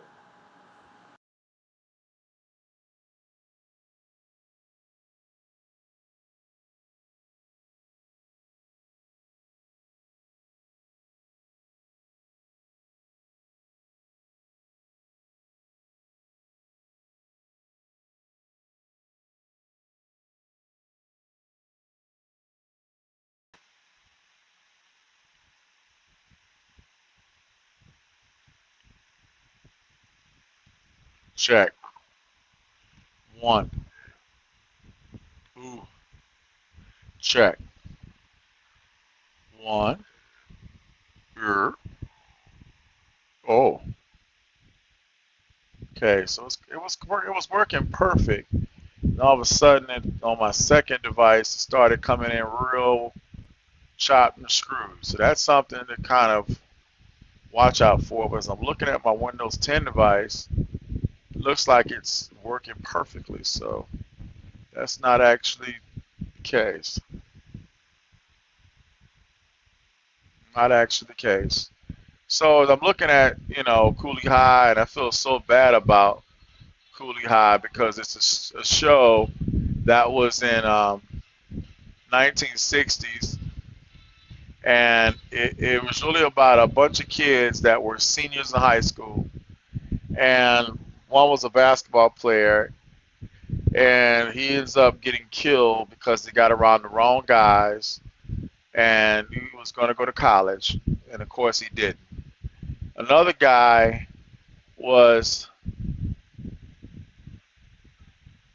going to go. He was they called him preacher. He was a 64 in Chicago, and of course Chicago is a badass place. And of course, instead of doing the right thing, and did the wrong thing. They decided to catch a bus and go to the park and just play around and skip school. Well, they end up going around and they got around some gangsters, and it's a typical setup where each guy's finding his first piece of vagina, 12th grade, and believe me, I got mine in the 10th grade, and I know how amazing it was. You know what I'm saying? And that's why it's so important for us to not be playing around because kids are being made in the 10th grade. I have a young nephew named Josh whose mom tried to be right on him, and what ends up happening is that look how light skinned she is. The same old bullshit I got caught up in, the dark skin with the light skin. Same bullshit. And so this is how it is. And so Josh is now a short because his dad was short. Looks like his granddad was short, and he's shorter than I am, and he's lighter. And most of the time, children are supposed to be bigger because the woman always wants to date a guy who is bigger because she understands the value of protection. She understands, hey man, I want my son to be able to fight, and the short guy has a hard time fighting. It's just that's why women want tall guys. Half white.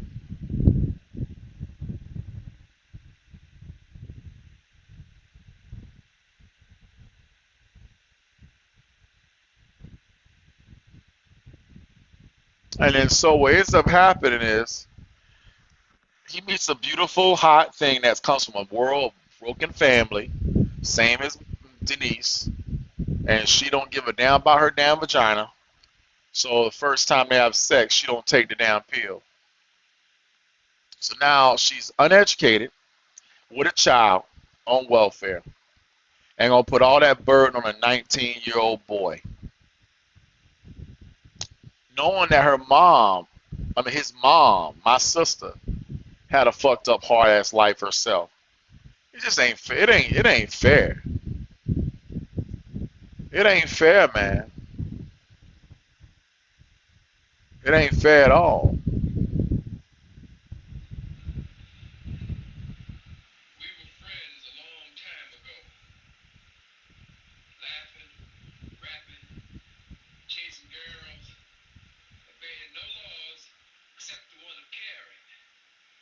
It's a 12th grader.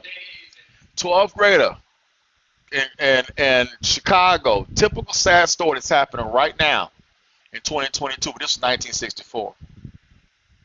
And this is called Cooley High.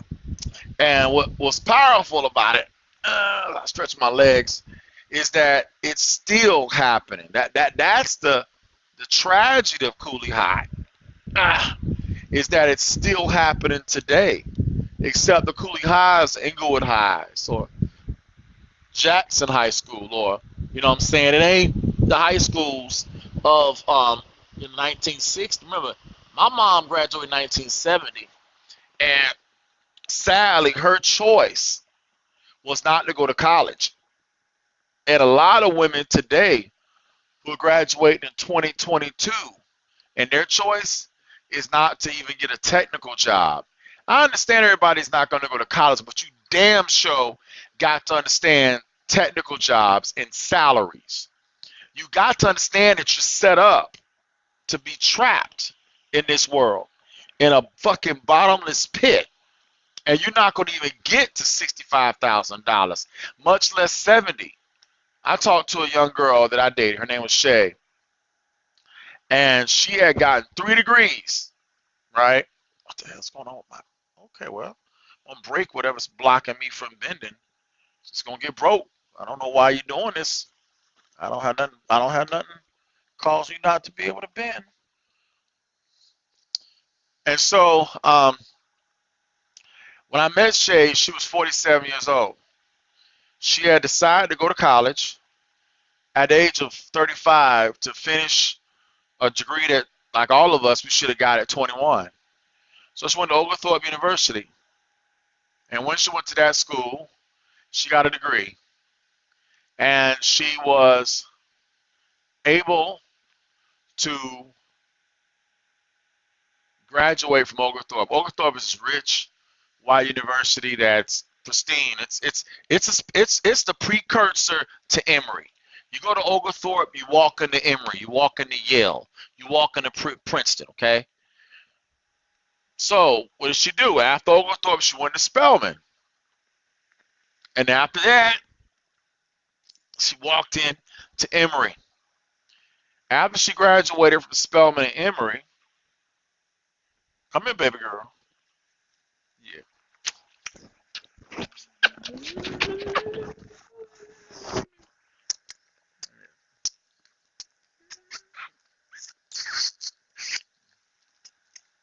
Yes, thank you, little bells. Thank you. I love you too, baby girl. Yeah. You pretty. Oh God, keep me warms. Keep me warms. Yes. Yes, keep me warms. Yes, thank you. Thank you, Lord. Thank you, baby girl. Thank you, Lord. All right. And so she grew up in a very tragic home. Her mother was a Jamaican immigrant.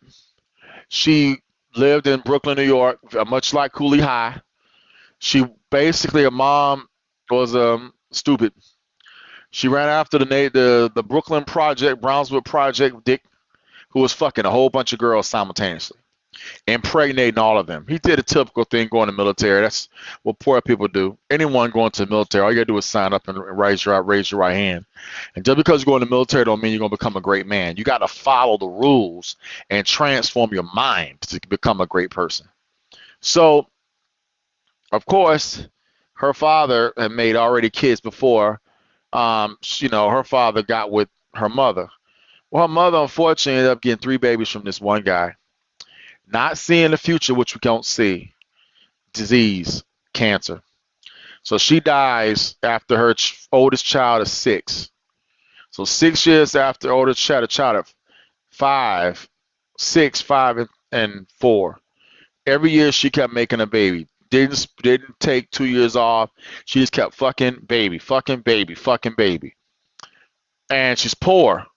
She said, I suppose we had a degree, but not good enough because when she got that disease and death, she couldn't give her kids to her aunt, her mom, her sister, her nothing.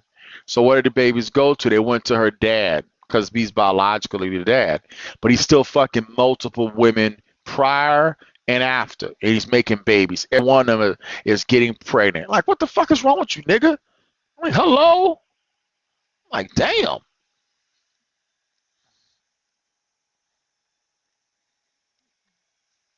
So, but hey, my father was the same way, and I hated meeting women that all got the similar stories. And that's kind of one reason why I didn't want to be with Shay, because I don't want a marriage that, ooh, your dad was fucked up, my dad was fucked up too. Let's get together, let's get married.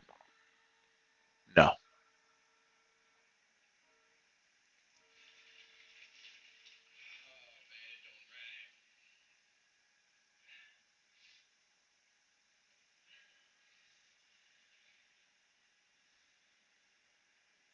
Coolie high really means nothing. Sad. So, hear him. You could have been the greatest. Listen, you could have been the greatest basketball player. That's all, because that's all he was good at. See?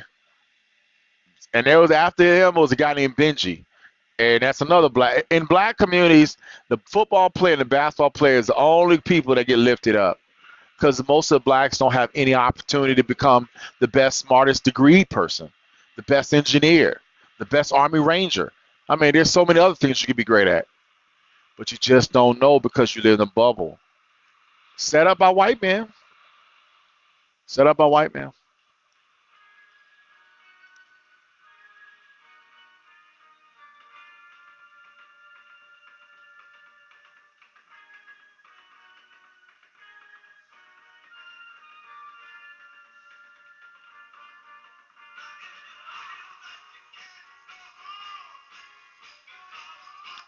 So he's Preach says he went to Hollywood and did become a screenwriter. So you have to give props to this guy named Preach. He did go to Hollywood. He took what happened to his friend and he turned it into a screen. Well, of course you can.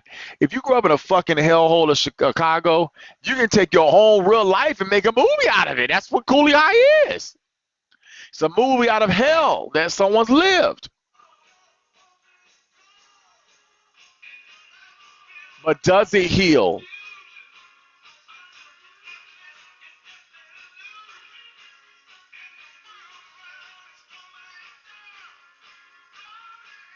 So Stone and Roberts, they got killed, just like they killed, Preacher's friend.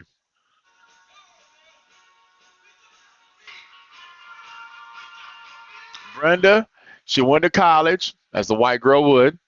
Liberian, married, 3 children in Atlanta, Georgia. She did exactly what you would expect a mulatto kid to do. She got married. She got 3 kids. She live in Atlanta, GA. Where I'm at right now, baby.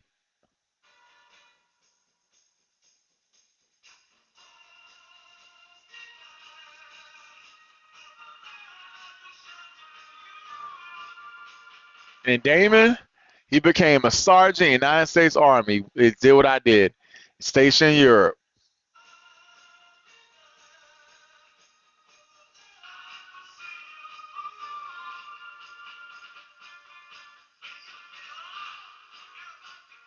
And Pooter became a factory worker because he didn't have no education. He was kind of already set up to be a failure, so all you can do is labor, and he becomes a factory worker.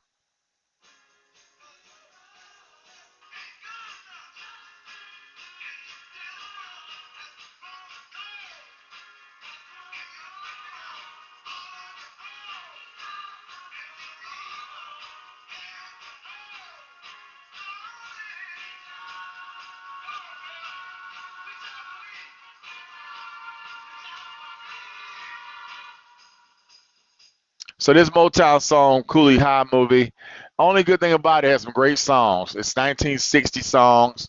It's classic for Chicagoans, but it doesn't apply to you. It doesn't apply to you. But for Chicagoans, oh, they love it. I mean, that's their life. I have to, now that I get older, I have to over and over again say, thank you that I was raised in Jacksonville, Florida. Thank you that I did not, excuse me for breathing there. Sorry about that breath sound. That I did not get caught up in running to Chicago, or my mama did get caught up in running to Chicago or Detroit or LA or any major metropolitan city. The only reason a black man should ever run to those cities if they got multiple degrees, or black woman. Because if you have no degree, don't run. If you're uneducated, don't run to those towns.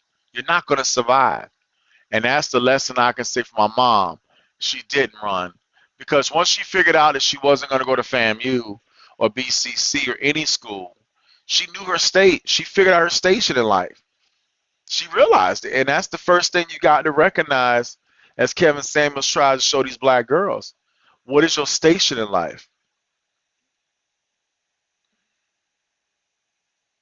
Because you're not going to become Brigadier General. What's your station? And unfortunately, a lot of girls don't think that through. It's wrong, but I think it through now. But back in those days, we didn't think it through. No, sir, we did not think it through at all. If I had it my way and I thought through what I was doing when I went to Georgia Military College, I would have never effed up.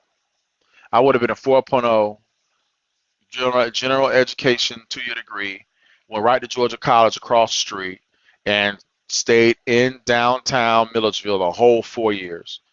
Did Ranger Challenge with the cadets all 4 years. Get up at 5 o'clock, live on the bay, live on college campus somewhere, but get up, run Ranger Challenge, get my body in shape, become an airborne ranger, and I would have done it. Been a short ass airborne ranger, but I would have done it.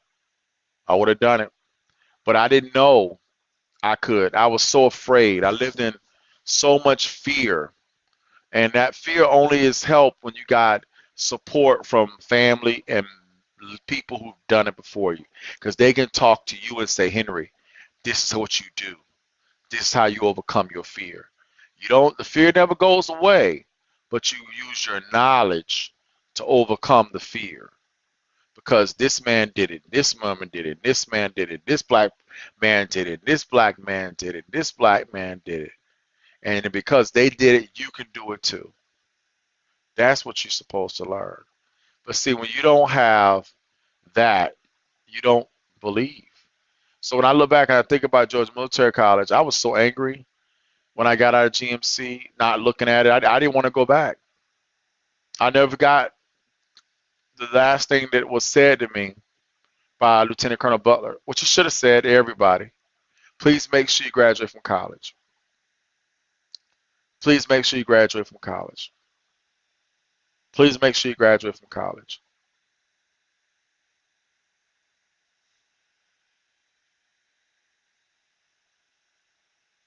Please make sure you graduate from college. Because my dad wasn't there, even though he came to my graduation, but he wasn't there in my life. My mom didn't graduate from college. She graduated from college right when I did, but God knew 4 years later she would die. So that degree that she got was worthless because she never even used it. Stress. It's a fucking nightmare.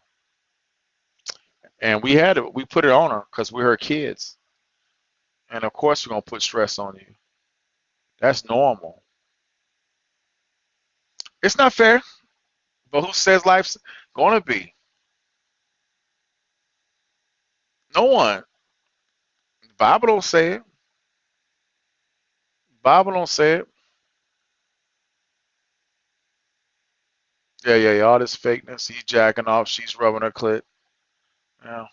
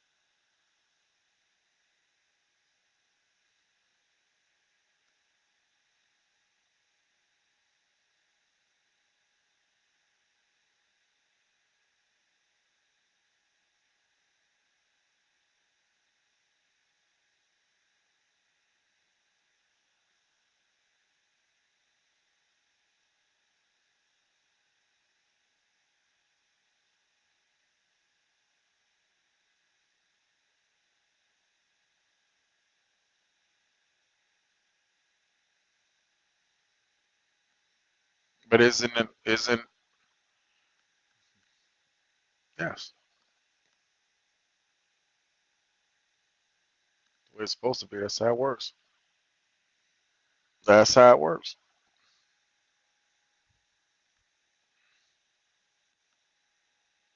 Hmm. So my brother, now my nephew,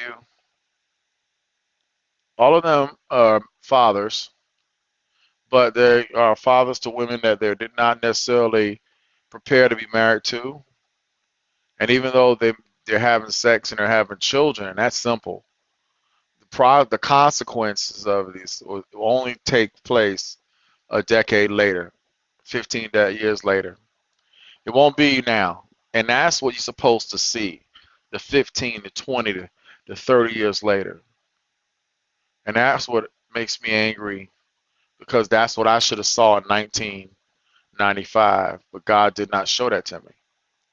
And that's why I do these blogs because I think that that's why we got to bring this out because it ain't fair to me to see beautiful white people become generals and do great things and you tell me I can't. Bull crap.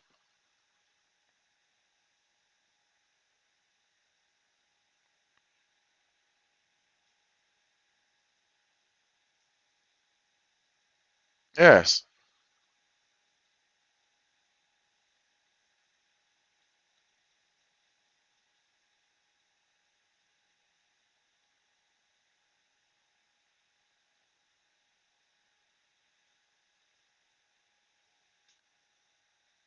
Now it's beautiful. It's not for that fake hair, but that is the way a woman. So back to my point, as we get ready to go to work in an hour.